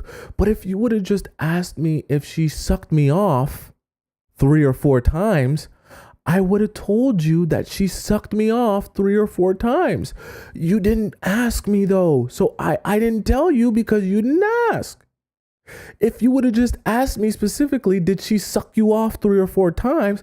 I would have told you, yeah, she sucked me off 3 or 4 times. One time I didn't bust. And we would have been all good. We wouldn't have been confused. Everything would have been straight, but you should have just asked me. I didn't know. Right? Silence is a great psychological trick because if I know I'm going to make a mistake or I know I've already made a mistake, but I'm silent about it, that you wouldn't even know to ask about it. If you do find out about it, I can just pretend as if I was going to tell you about it or going to be honest with you about it, knowing that I never had any intention of being honest with you about it. But it's a perfect way to gaslight you into feeling like you're crazy or feeling like you're wrong for being super upset at me. Great trick. Okay? Great trick. To be honest with you, right? Because it's easier for me to not speak and allow you to assume. That way, when your assumptions are wrong, I can tell you you're wrong for assuming, even though you had nothing to base your thoughts or feelings off of because I didn't tell you anything, right? But I didn't tell you anything on purpose. You see how that works? But because I didn't tell you anything on purpose and nothing was said and you didn't know that it was on purpose, you can't speak to my intention if I didn't do anything. That's the great part about the silence. The act of non-action allows me to hide under the veil and the wall that you can't prove that was my intention if it was based on non-action. Sounds weird, but when you think about it, it makes sense, right? Right? And so the less I speak, I can gaslight you by saying I didn't tell you because you didn't ask. It's a great way to lie by omission. I don't know of those of you who believe in or understand the concept of lying by omission, but I would be the first one to tell you, whether you're a guy or girl, it's a great way. It's a great psychological trick to play on people when you're trying to finesse them in a relationship, right? Lying by omission, because you easily get to hide under the idea that, oh, I would have told you if you would have just asked me. I would have told you if you would have just said something. I would have told you if you would have just asked me that question specifically. It slipped my mind, so I didn't say anything. I only answer the questions that I'm asked. I only speak when I'm spoken to. That's why I also tell you guys, make sure that when you go out on these dates, you're asking a lot of questions. Right? You can enchant him and still ask him questions. I know I say to be enchanting. You don't have to make it feel like an interview or an interrogation. Okay? You can do it in a way that's enchanting, that he doesn't realize you're pulling a whole bunch of information out of him. That's actually what the trick is all about. The trick is all about enchanting him and casting a spell over him, that you can then do what you actually need to be doing, which is extracting information out of him. Okay? That's why you don't want to go out on these dates waiting for a guy to tell you what you want to hear.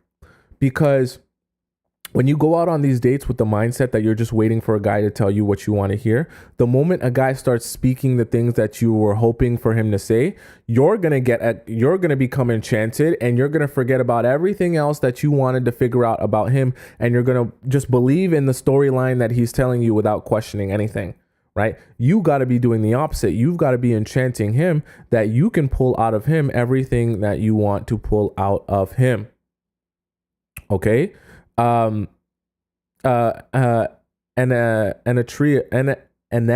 sorry, I'm like butchering your name. I want to make sure I get it right. Anitra, I think, says, why what you don't ask, they won't mention. I 100% agree. 100% agree. 100% agree. If you don't ask it, they will not mention it. And it's a great thing. It's a great thing. The omission is a great thing, right? That silence is a great thing. As says, extracting information and money. Hey, if you want to extract money too, that's perfectly fine. I don't advise you guys to only be focused on money, but if you want money, it's fine with me. Okay, so number 1, selling dreams. Number 2, we have infatuation. Number 3, isolation. Number 4, confusion. Number 5, friendship. Number 6 was silence. Now, number 7, we have a great one that I'm sure a lot of you guys are familiar with. Number 7 is hot and cold. Okay. Now, being unpredictable in my approach and desire for you, that you become confused and start spiraling. Okay. This is an awesome psychological trick that the guys use, especially girls use it too, but it's a great psychological trick. The hot and cold effect will have you spiraling into a pit of despair where you don't know how I feel about you, what I want from you, if I even want you. And that process will make you more interested and more enchanted by me and obsessed with me, that you can't think clearly or think straight, and I can control you once again. I'm in control of the situation, and I'm in control of your mind. Because let's say we're on a date, right? We go out on this first date. This first date's so amazing. I talk to you. We have great chat, great banter. We're laughing. We're giggling. I'm talking about this and that, and talking about a second date. And I'm talking about how much I'm enjoying this and how amazing it is. And then after the second date, I just don't text you. I don't talk to you. I don't call you. I don't nothing. And you're kind of like, what? what happened to this guy? And then a week later, I text you, oh, I was just busy for a whole week. Do you want to go out on a date tomorrow? And you're so excited that I actually texted you again or called you again or reached out to you that you're like, sure, let's go on a date. Then we have another date and it's so amazing and it's so exciting and you have so much fun and all this good stuff. And then again, I ghost you.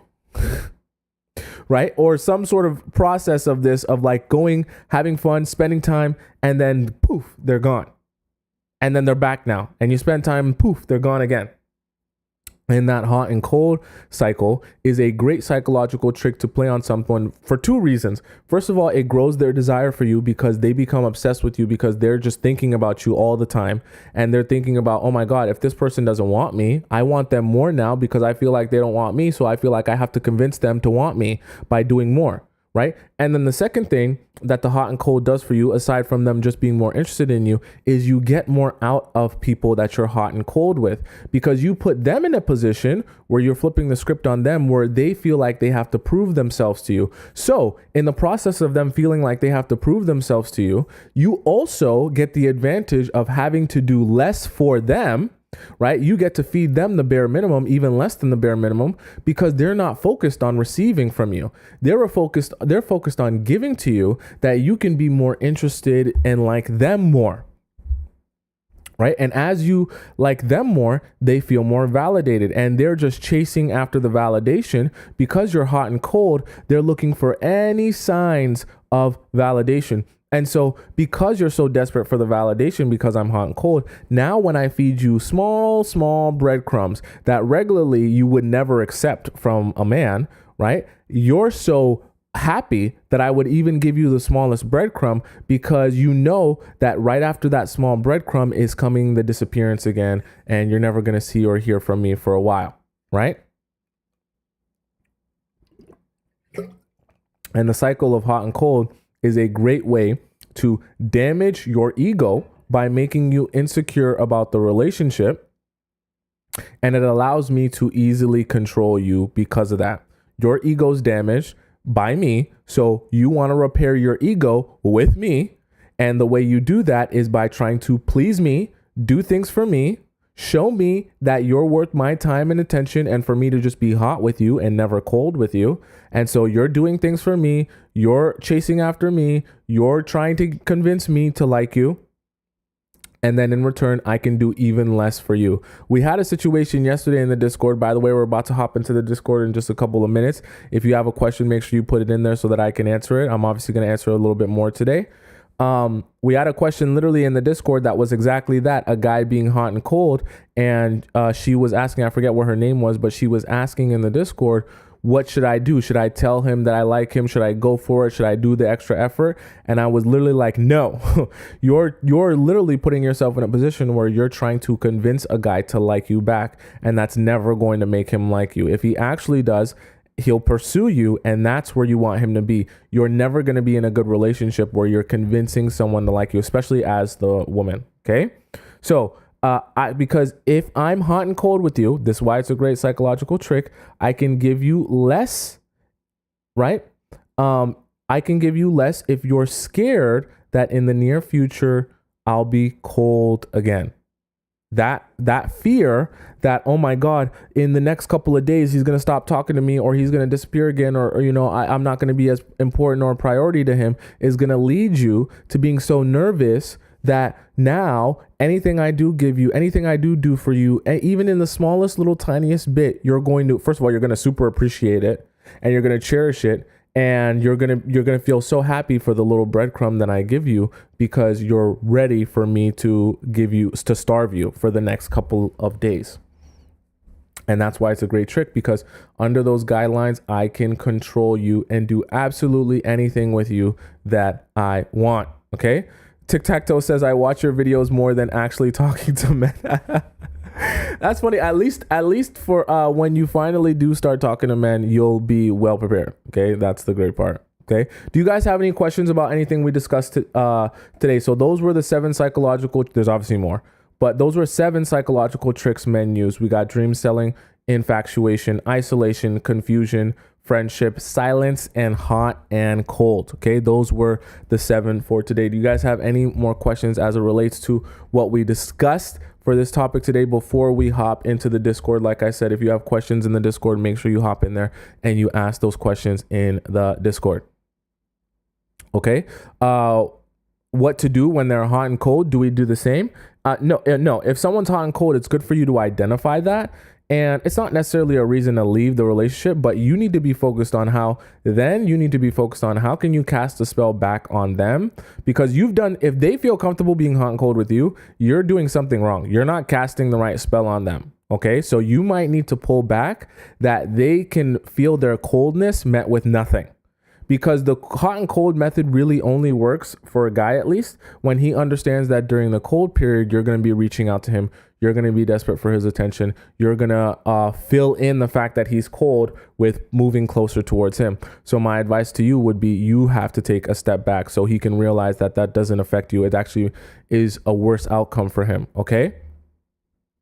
That's how you flip that. Someone says, how do we deal with those tactics? Well, I kind of talked about them in each one, but it's the very first thing is identifying the tactics, which is what we did here, that you can, and when you're in your relationships, you can realize that it's going on. And like I always say, the first step on these dates, you have to enchant the man and cast the spell on the man that you can be in control of the relationship. And then you also need to go into there understanding you're not going to be convinced by the first thing he tells you that's in line with your Disney princess syndrome, right? You don't, because that's what a lot of you are doing. You're going into these dates, right? Being like, I can't wait for him to tell me that he's my Prince Charming and that I'm a Disney princess in this Disney princess movie. And then the moment he tells you, yeah, I've always wanted to have a wife and have children and I'm so ready to settle down. This guy that you met on Hinge, he's like, yeah, I'm so ready to settle down and I'm so ready to start a family. And then when he sleeps with you on the first night, gone, disappeared into thin air. And you're like, what happened to all the good stuff you were talking about? It was fake. That's what happened. Okay. Someone says, what if they say they love me, but don't show it? Put that one in the Discord. I'll answer that one if you have a real situation. By the way, guys, when you're asking the questions in the Discord, you need to ask me about a real situation. So if your question is, how do I get a guy to text me back in 3 seconds? Don't bother asking it in the Discord. You need to have a real situation that you actually want real help with, not something generic and vague. This is my word of advice. If you're only here to ask me a single question and you never want to participate in the live stream again, go ahead and don't ask the question. Like, the Discord is only for people who want to be part of the club and really participate here and be an ongoing member where we're all learning from each other. Don't just use it as, I want to get my question answered and then I'm never going to show up again. Don't do that. Because I'll know and I'll find you. Okay. In the YouTube chat, Kamara, welcome back, Kamara. I love your name, Kamara, by the way. At this point, I guess I will just be single for the rest of my life. The men I'm attracted to are not ever interested in settling down. You mean like the rich, awesome, attractive men? I mean, you could get that out of them. Trust me. They're rich, awesome, attractive men that are married. Linda said he's trying to do that to me right now. See, now you know. Madison says, what does it mean when guys don't want to date you or be your friend? Does it have anything to do about you necessarily or their choice in friends or partners? When he doesn't want to date you, that could be a combination. Him not wanting to date you could be because he's not that interested in you. It could also be because maybe he's not mentally or spiritually ready. It could also be because maybe he has another girl that he likes better, right? Oh yes, SH said it. I forgot to mention it. If you're on TikTok and you want to ask the question in the Discord, you just head over to the link in my bio on TikTok and you'll find the link to the Discord. Just open it in browser if it's not working for you properly. And then for those of you who are on Twitter, those of you who are on YouTube, it's just at the bottom of the link in the description. You can find the Discord link there and click it, and you can ask me the question in the Discord. We have some, trust me, I know for a fact we're going to have some amazing stuff in the Discord. Let's hop into the Discord right now anyways, because it's Discord time. Everyone spam, it's Discord time. It's Discord time. It's Discord time. We always have some interesting stories on the Discord. I actually quite enjoy this portion of the show. I won't lie to you, because I get to help you guys, but then also you guys get to see how crazy some other people's lives are, which is kind of interesting. You know, it's like, you know, you just get to step into someone else's world. Okay, so we're going to be answering some of these questions in the Discord. It's Discord time. It's Discord time. Very important. When I bring up the Discord, I want you guys to also be answering and letting your opinion be known in the Discord. I don't just want it to be my opinion, because when these people watch it back, because I'm sure they're part of the show, which is why I said it's so important to be part of the show, because that's when you're going to get your question answered. When these people watch this back, right, and they're getting their answers on their situations, I want them to be able to not just hear from me, but also hear from you, the women, from a woman's perspective. And that will be awesome. Okay. Oh, we already did this.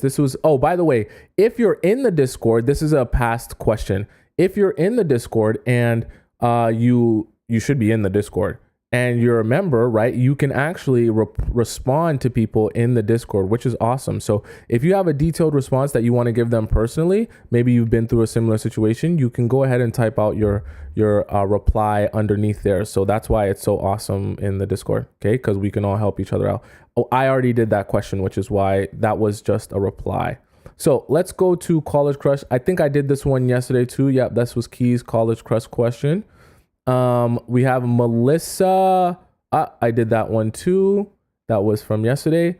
Am I being stupid? Did I read this one? Oh yeah, I read this one. Am I being stupid? Catalina says, my update. Did you have an update? What was your, are you Keys in this? Is that you, Catalina? Are you Keys? What was your update? I'm not sure what your update was. I don't know which one you are. You got to tell me which one. You're Callie. Let's see here. Where was Callie's? Callie's was far down. Callie up here. What was your update? Oh, update. Wise through yesterday, Ace. Okay. So we'll go through Callie's update. So real quick, we'll read through Callie's situation, and then we'll do her update, because apparently Callie has an update. So we've done Callie's situation before. I've answered this question. I won't go through my answer for the original question. I'll just go through my answer for the update. So for those of you who want to read through, I already know what Callie's situation is. If you want to read through Callie's situation, screenshot it and read it. Okay, I just want to skim through it and then answer her question. So if you want to get this information, just screenshot it or go to the Discord and read it. So for her update, she says, the Y's get bigger. Yesterday, I threw him a let's call Ace, a test saying I don't want to provoke my ex into doing something more drastic. I'm thinking possible revenge corn, and that I want him to lift the ban. He said not only that he will not lift the ban, but he has been actively monitoring my ex and making sure he never gets transferred to the club. Dude will basically end his whole career over this situation. In my honest opinion, this level of investment is strange to say the least. So if you guys just want to, too long didn't read summary of this, basically Callie's situation is a CEO of, she doesn't say football club, but we obviously can surmise the football club.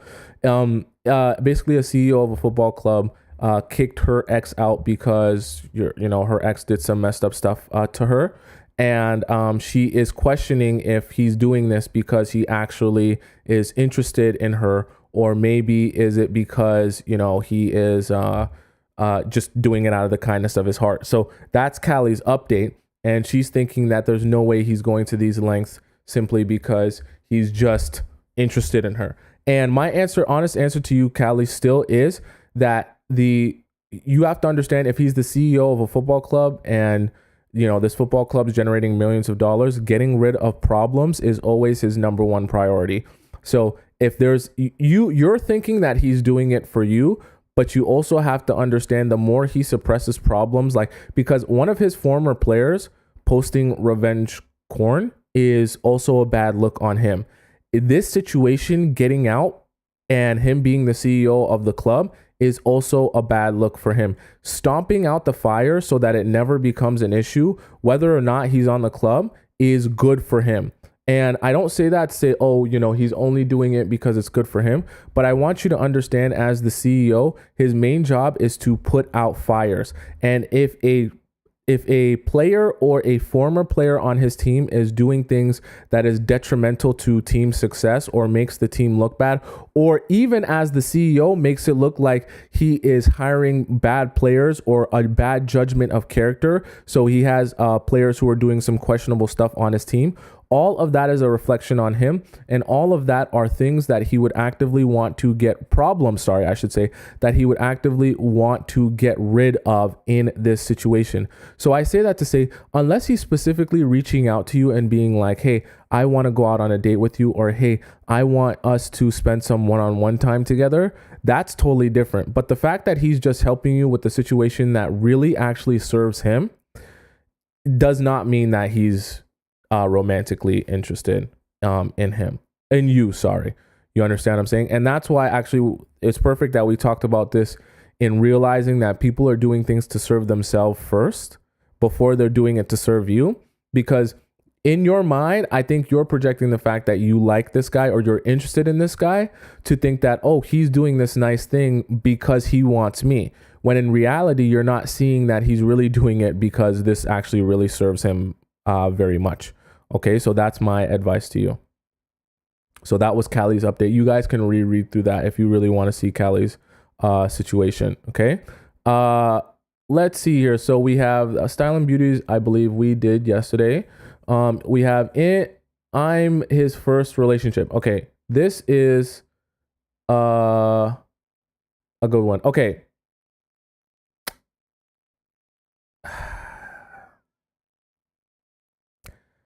I'm going to read this simply because maybe one of you have been through a similar situation. In the future, I'm going to tell you guys, if you're under 20 years old, we're not doing you. Okay. If you're 18 years old, you need to be in school reading your books. Okay. You don't need to be worried about boys or relationships. You have so much more life to live. I'm only going to read this as a way if it can apply to other people and help other people. Other than that, you should be reading your books, okay? He confessed that he had liked me for 2 years until he mustered up the courage to finally talk to me. We talked for about 2 months until he asked me to be his girlfriend. So you're talking about since he was 16. He took me out on a date and I didn't realize I have to worry about money as expected. To be honest, he's quite a gentleman. Nothing exactly wrong in our relationship per se. But because I am his first girlfriend, I'm just wondering if you have any tips or advice. The question may seem silly, but I just want to know. Okay, look, you're 18. He's liked you for 2 years since he was 16. That man doesn't even know the Pythagorean theorem yet. You understand what I mean? He has no idea how he fits into this world. He has no idea what his passions are. He has no idea what he wants to be. Okay. So I say that to say he is questioning his own life and existence. He has to figure out so much about himself before he can even properly be a man for you. So I understand you're exploring relationships, but like, you're 18. Okay. And there's so much life that you have to realize and understand before you can even have real serious adult relationships. Like your version of a relationship is not going to resemble the things that we talk about, because we're talking about people that are grown with like jobs and careers. You will eventually get there, but you're not there yet. Like, you're still in school doing regular 18-year-old stuff. Okay. You have so much life to live. Don't be worried about boys. Okay. I'm done with that. If you're under 20 years old, do not bother asking me a question in Discord. This is for adults, okay? I know we used to say 18 plus, but under 20, you have so much to worry about. That doesn't need to be about boys, okay? User says, not to be mean. I just, like 18, you have so much else to be worried about. Does this mean I gave away pineapples? Okay, so this is going to be a good one, I can tell. I met a player 4 months. By the way, guys, when you guys send in questions, I want it to be like this. You see detail structure. The only thing you could have added, oh, you see even put point pair. Perfect. See how that's nice and structured? That's how I want the questions to be. This is awesome. I met a player 4 months ago. I am 19. He started love bombing me and playing love at first sight games. And I was telling him, you are lying. You can't love me from the first week. You're smart. You're a smart little cookie. He invited me to his house for dinner with his brother. He lives with his brother. Okay. And then he started kissing me and I did not stop. Oh, you're a little little girl. We slept in the same bed, but no pineapples happened. We did sleep in the same bed 3 times in a span of 3 weeks, but pineapples never happened. Then I told him, I do not give pineapples and I understand what you want. So go do it with other girls. And I blocked him. Okay. Then I unblocked him after 1 month because of false hope. I wasn't as mature as now. Okay. We got back together, but then I started pulling away because of school and he got angry so many times for not putting in effort, but that's just how I am. I always prioritize my sport. Okay. So you play a sport, and school over everything else, which you should. And also we did sleep in the same bed for one more time, but after I told him that, clear, I won't have pineapples, and he ghosts me for 2 weeks and I don't do anything and then comes back. And then I ghost him for another 2 weeks. Anyways, I was treating him like he treats me. If he calls, I answer. If he does not, fine. Overall, we fought a lot and stayed away from each other for long times. And I'm not sure what this means. I think you might say at the end, I wanted it to end. So I started not responding to his messages and I was going to tell him to break up. So he did it first. I blocked him for good. My mistakes. I should have overcame my feelings and never unblocked him to get back together because I knew the truth since day one and I had bad hope. I should not have gone to his house for dinner, but I did not expect that. Still my mistake. My questions are, does sleeping in the same bed, not naked, kissing, hugging mean I gave out pineapples? I'm having hope. Okay, so we'll start with number 1. No. This kind of makes me feel like you're younger, but no. It does not mean that you gave out pineapples simply because you slept in the same bed as him. Obviously, he wanted more from you, but it's good that you didn't give him that. You did the right thing. Side note, I do think if you're in school still and you have a sport that you're focused on, especially if you're a scholarship student, focus on that. Don't be worried about boys. Honestly, like they're only going to hold you back unless he really has good intention there. He's only going to hold you back from your potential, to be so real with you. I hate to make it sound horrible like that. Number 2 says, I'm having hope at all, but in these situations, is there ways you can fix it at the beginning? To fix it in the beginning, you kind of need to make your boundaries clear. That's the best way to make it clear in the beginning. I know that you said that you mentioned that, and then you went over to his house, and then one thing led to another. My advice to you, aside from just making your boundaries clear, don't put yourself in a position to lose. What I mean by that is, I get that you slept in the same bed with him and nothing ended up happening, but when you put yourself in positions like that constantly, where I'm not going to give in to temptation, but I'm going to put myself in a position where temptation would be easy to give into. Eventually, if you do that enough, you will give into temptation. And the problem is, when you finally do give into temptation, all you're going to do after that is regret the fact that you gave into temptation. And so the best course of action is to not even put yourself in that position in the first place.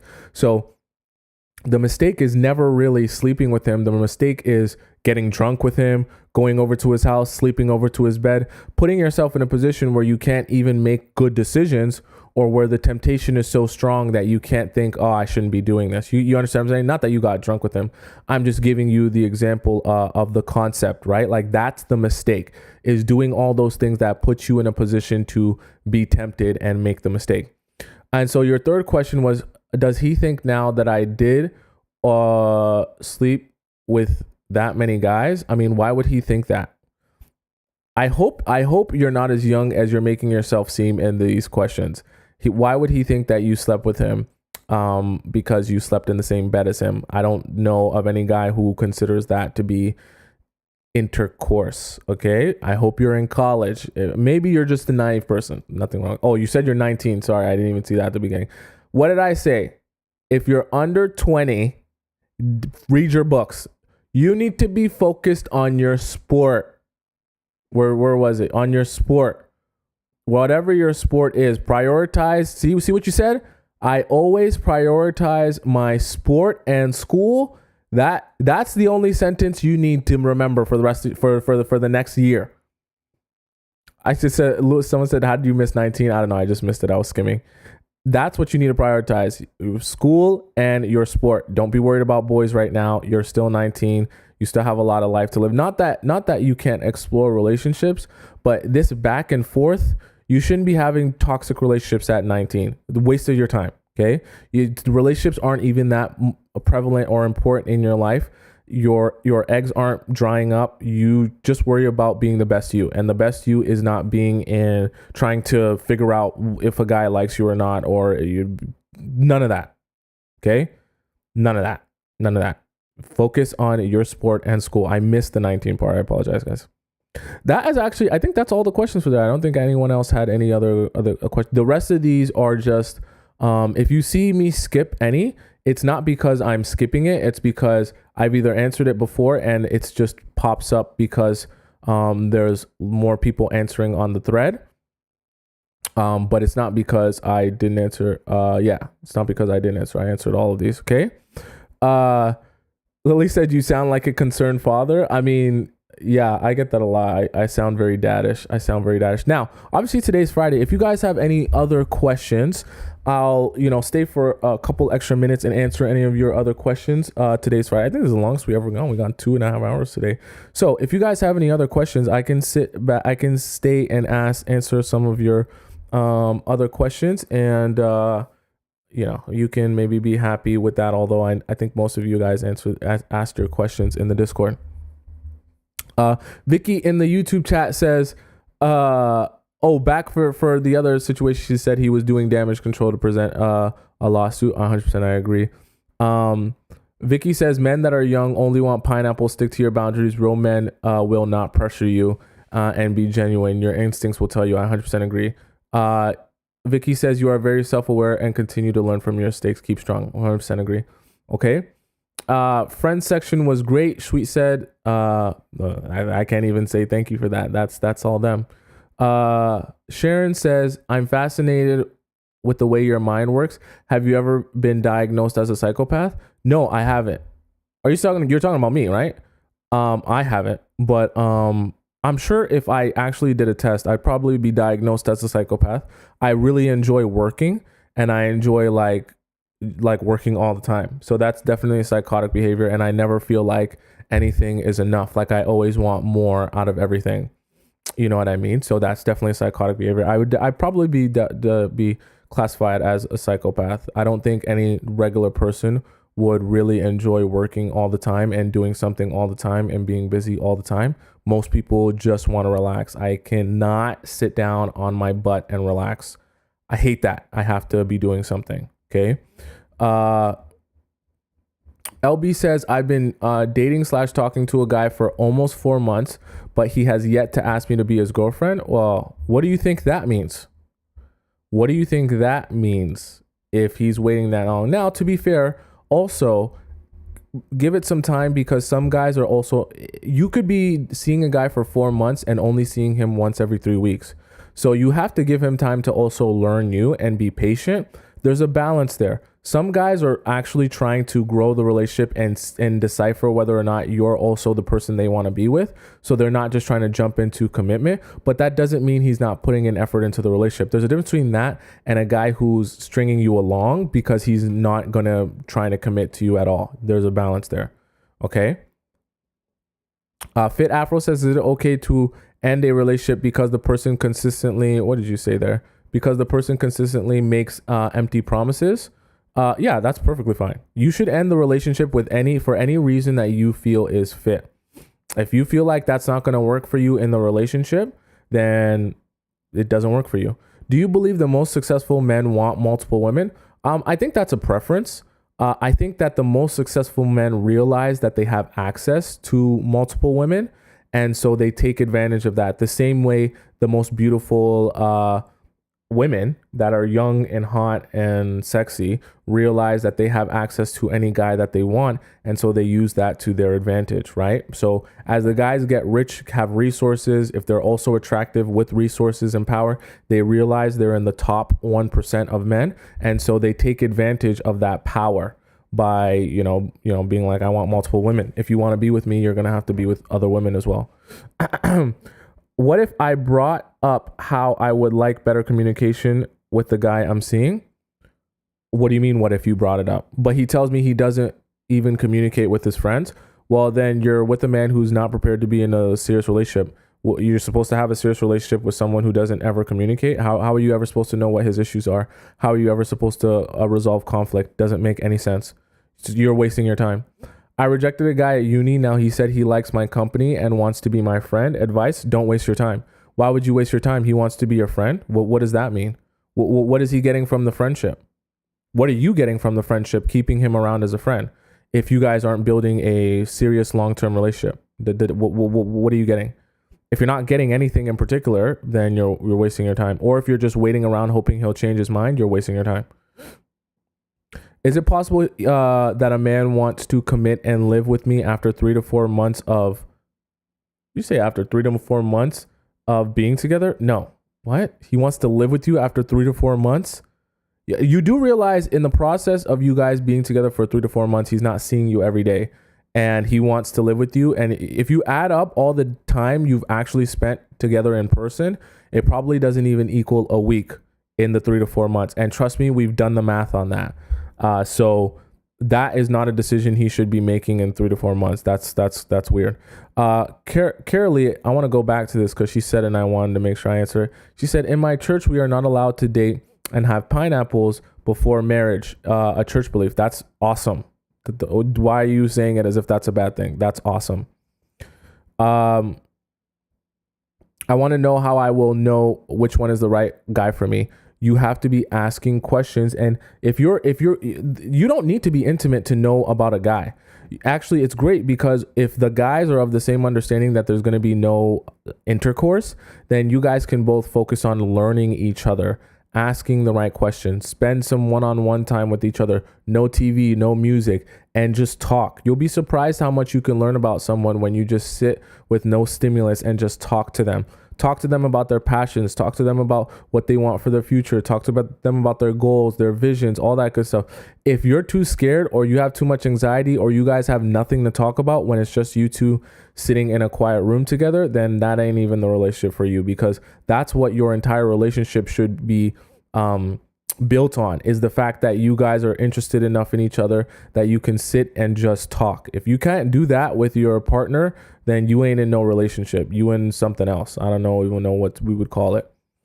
Sahar says he pays for my meals to keep me around and have an excuse to see him. FML, you're 100% right. There you go. There you go. You see, your eyes are starting to open. Iana says he slept with another girl in our dating phase. We were intimate already too. What's your question there? I think you kind of know what he wants then, or how he feels about you in that scenario. It's funny now, I haven't even had a single drop in my Wi-Fi. You know, it's almost like it has to warm up because now I don't have any issues. Natalie says you casually say you're probably a psychopath. Should we take dating advice from you? Great insights though. I was also wondering if you're a sociopath a few times watching your videos. Why would you think that I was a sociopath by watching my videos? I'm just curious. But psychopath, yeah, I think that we're all a little bit crazy in our own right. I don't try to hide from that. I'm crazy. I'm weird. I do weird stuff. You know, I'm a weirdo. So I definitely can acknowledge the psychopath thing. There's definitely some things about me that are very different from the average everyday person. And I don't say that I have all the answers to life. Actually, I always tell you guys that don't be waiting for me to tell you how to live your life or what to do. If something I say resonates with you, it's because that idea or concept was already existing inside you, and something I said just brought it to the surface. But it's not like I have a magic potion for you or a magic pill for you that I'm like, hey, take my magic pill, take my magic potion, and all of your problems will be solved. That's not why I exist. I'm just a vessel to pull out of you what was already existing inside you. The same way a therapist would. I'm obviously not a therapist. I'm not a licensed therapist. But the same way a therapist would, you're not going to a therapist and the therapist is going to tell you, okay, you're going to do this, you're going to do that, you're going to do this, you're going to do that. The therapist is really only there to listen and help you pull out of you the answers that you already had to your life. The therapist doesn't have no answers to your life. You have the answers to your life. It just sometimes requires someone to help you pull those answers out. Okay. Fit Afro says, "Now we need your directions." That's funny. The only thing is, as much as I can give you guys advice, I want to stay. I want to be weary of you guys using me as a crutch. That you only think the only course of action is if I tell you to do it. And then if I don't tell you to do it exactly that way, or I don't describe to you in detail exactly how you should go about it, then you're stuck and you don't know how to live your life. You don't know what the next step forward is. That's why I always tell you guys, I'm not going to give you guys points in 30 seconds, 1 minute. And then you're like, okay, I'm just waiting for you to tell me exactly what to do that will solve my life and change my life.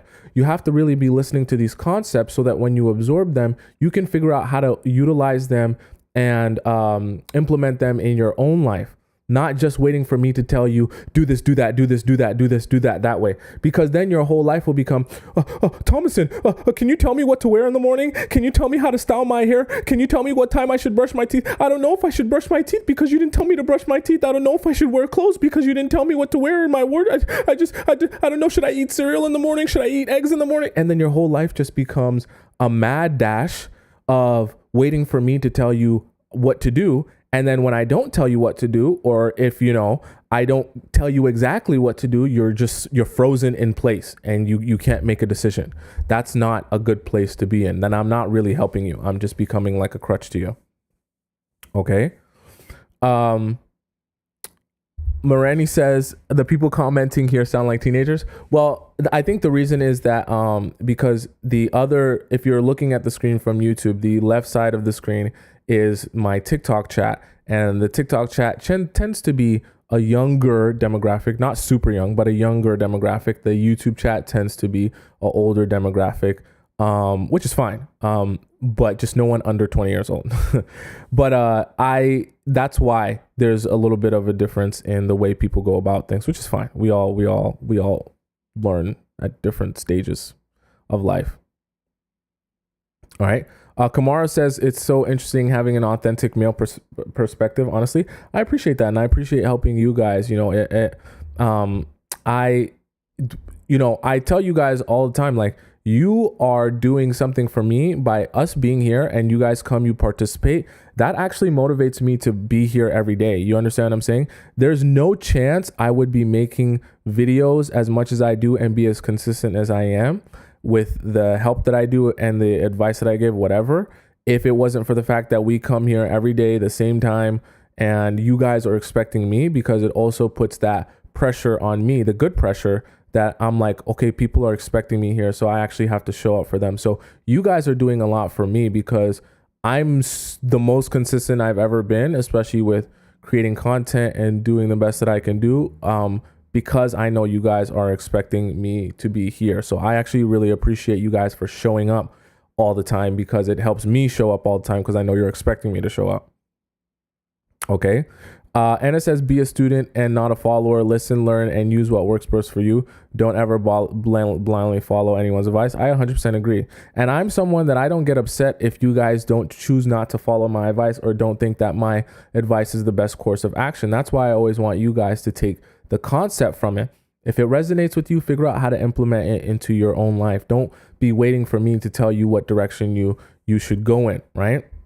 Because at the end of the day, I only have a single perspective. So while I can give you a man's perspective, I can't give you every man's perspective that's ever lived. I can't give you every human's experience and perspective that's ever lived. And that's okay. You're not meant to learn from me every human experience and me to have every single answer to your life. You're meant to figure out the keys and the answers to your life. I can help you bring that out of you, but you have it in you. It's not me that has it in you. That sounds weird. It's not me that has the answers. Okay. Why doesn't he put a label but acting like we are in a relationship? If he doesn't put a label on it, it's because he wants to string you along. Pretty simple. Is it weird to be in a relationship with a 17-year-old but experienced and girl 20-year-old who isn't? What? If you're with a guy who's 17 and you're 20, you're not gonna get no man at 17. So unless you want to be dealing with all his growing pains of growing into a man, then do that. But you're not gonna get no man at 17. So you're gonna be very that's gonna be a very painful experience for you, being 20 years old dating a 17-year-old. Someone said because he wants the benefits of the relationship without the commitment. I 100% agree. Sarah says, I posted a question on Discord. Okay, we'll answer your question. Since we're here already, I'll answer your question on the Discord. Let's see here. So we'll hop in and we'll answer Sarah's question on the Discord. Sarah said she has, there's 2 people here.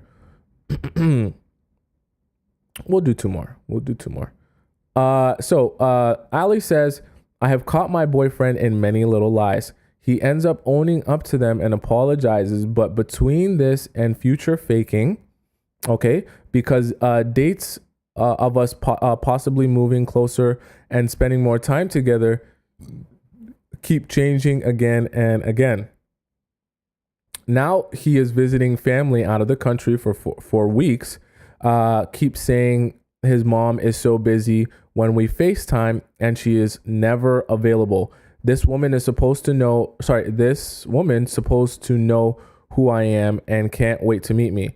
I'm thinking she doesn't know and won't meet her. I'm thinking of breaking up if I don't meet her. Okay, first of all, I don't think you should pressure him into meeting his mom. If he doesn't feel like you should meet his mom, then it's probably a sign of how he actually feels about the relationship. Okay? If you're catching him in little lies and they're adding up to just make you feel like he's not being genuine in the relationship and he's not really actually trying to build this relationship for real, then you need to be honest with yourself about that. And if you're feeling that it's getting to a point where you should end the relationship, then that's for a reason. And you probably need to end the relationship. That's on my honest advice to you, okay? Ali, Sydney has a situation here as well. Let me answer Sydney's. Okay, Sydney's got a situation, okay? Let's see what Sydney's got to say. So Sydney says, should I stop calling him? There's this guy that likes me, and he used to bring me hot chocolate, candy, and send sweets to my address. He used to call me from time to time to chat and always notices whenever I'm sad. I don't know how he notices that. It's so cute. This guy did some crazy stuff for me. He even identified as a woman just to get the package for me that was lost. I was like, where's this going? He went, yes, I'm Sydney. Do you have a problem with that? Then he somehow managed to get the package for me. I was so impressed. Anyways, this one time he was going to pull up an all-nighter because he had so much stuff to do, and he was afraid that if he sleeps, he's going to miss class tomorrow. By the way, we both are university students. Anyway, so I offered him to wake him up in the morning, and I did. One day, a daily basis, and you got to spell check, guys. And I don't know if I made a mistake, or is it for me to wake him up every day? What? I call him to wake up during the weekdays, but during the weekends, we would ghost each other. He calls me on the weekends asking how I am and joking about how he hasn't,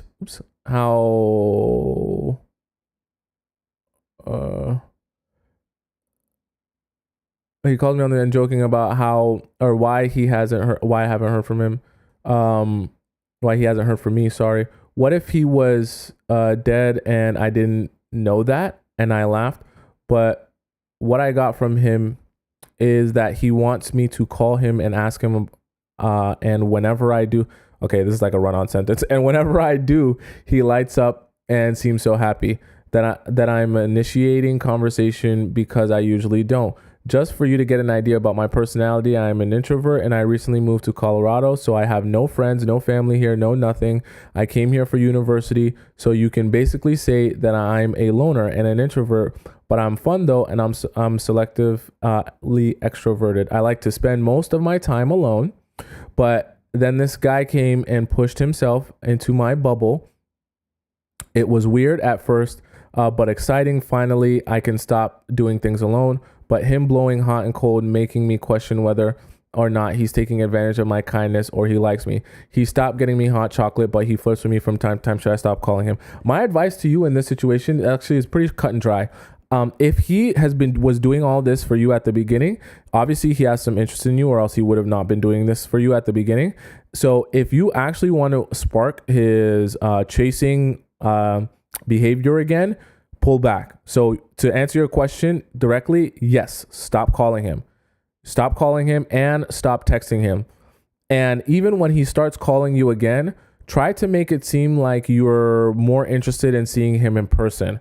That way it forces him to only get access to you if he's going to be seeing you in person. Because right now what it sounds like is as time is going on, he's becoming a pen pal to you. Even though he's close to you, he's more like a pen pal where all this effort is being put into the calls and the text, and it doesn't seem like too much effort is being put into like going out on dates or even spending real in-person time together. And you don't want to fall into that trap. So stop calling him, stop texting him.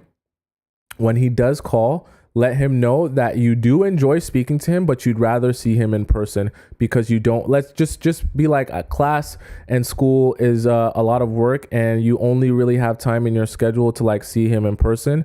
You can't be calling and texting all day. You just don't have time for that, but you would love to see him in person. And then from there, let him make the decision if he's going to start seeing you in person. If all he continues doing, even after you stop calling him, is just call and text, then now you're getting into a point where you're just wasting your time because you can't be calling and texting 24/7. That's not a real relationship. Okay. You're having a pen pal if that's the case. All right. So that's what I'll say to that. All right, guys. That's the show for today. I tried to answer as many questions as I possibly could. We went close to 3 hours today. I'm so surprised that you guys spent all this time with me. We still got Sharice here. I think I say she's still here. All the good stuff. So glad for you guys to spend all this time for me and, or with me, and I'm so appreciative of that. I will obviously not be here tomorrow, but I'll be here on Monday at 4 p.m. Eastern time.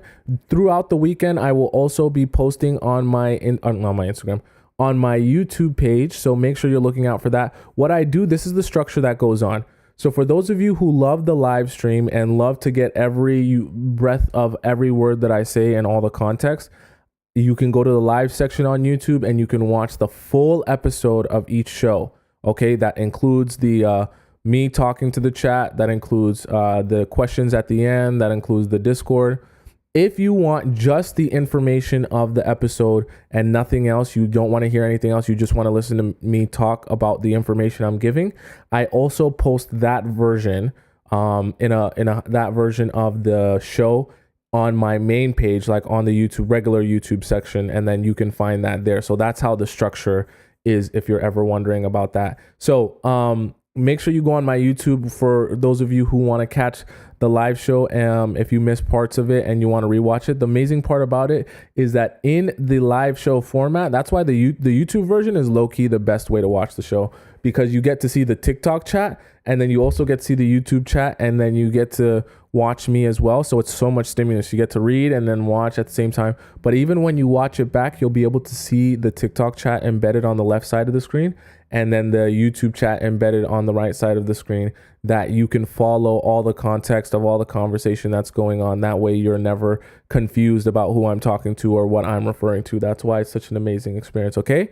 So make sure you go subscribe to me on YouTube and watch that if you want to watch that as well. Okay. For those of you who want to just follow me on Instagram and see everything that I'm doing and be up my butt and, sniff my eyeballs, you can go up and follow me on Instagram. It's right there on the top left corner of the screen on TikTok, and then right there on the bottom right of the screen on YouTube. Eric says I post something in Discord. I'll answer that on Monday. So tune in on Monday and I'll answer your question in Discord. Okay.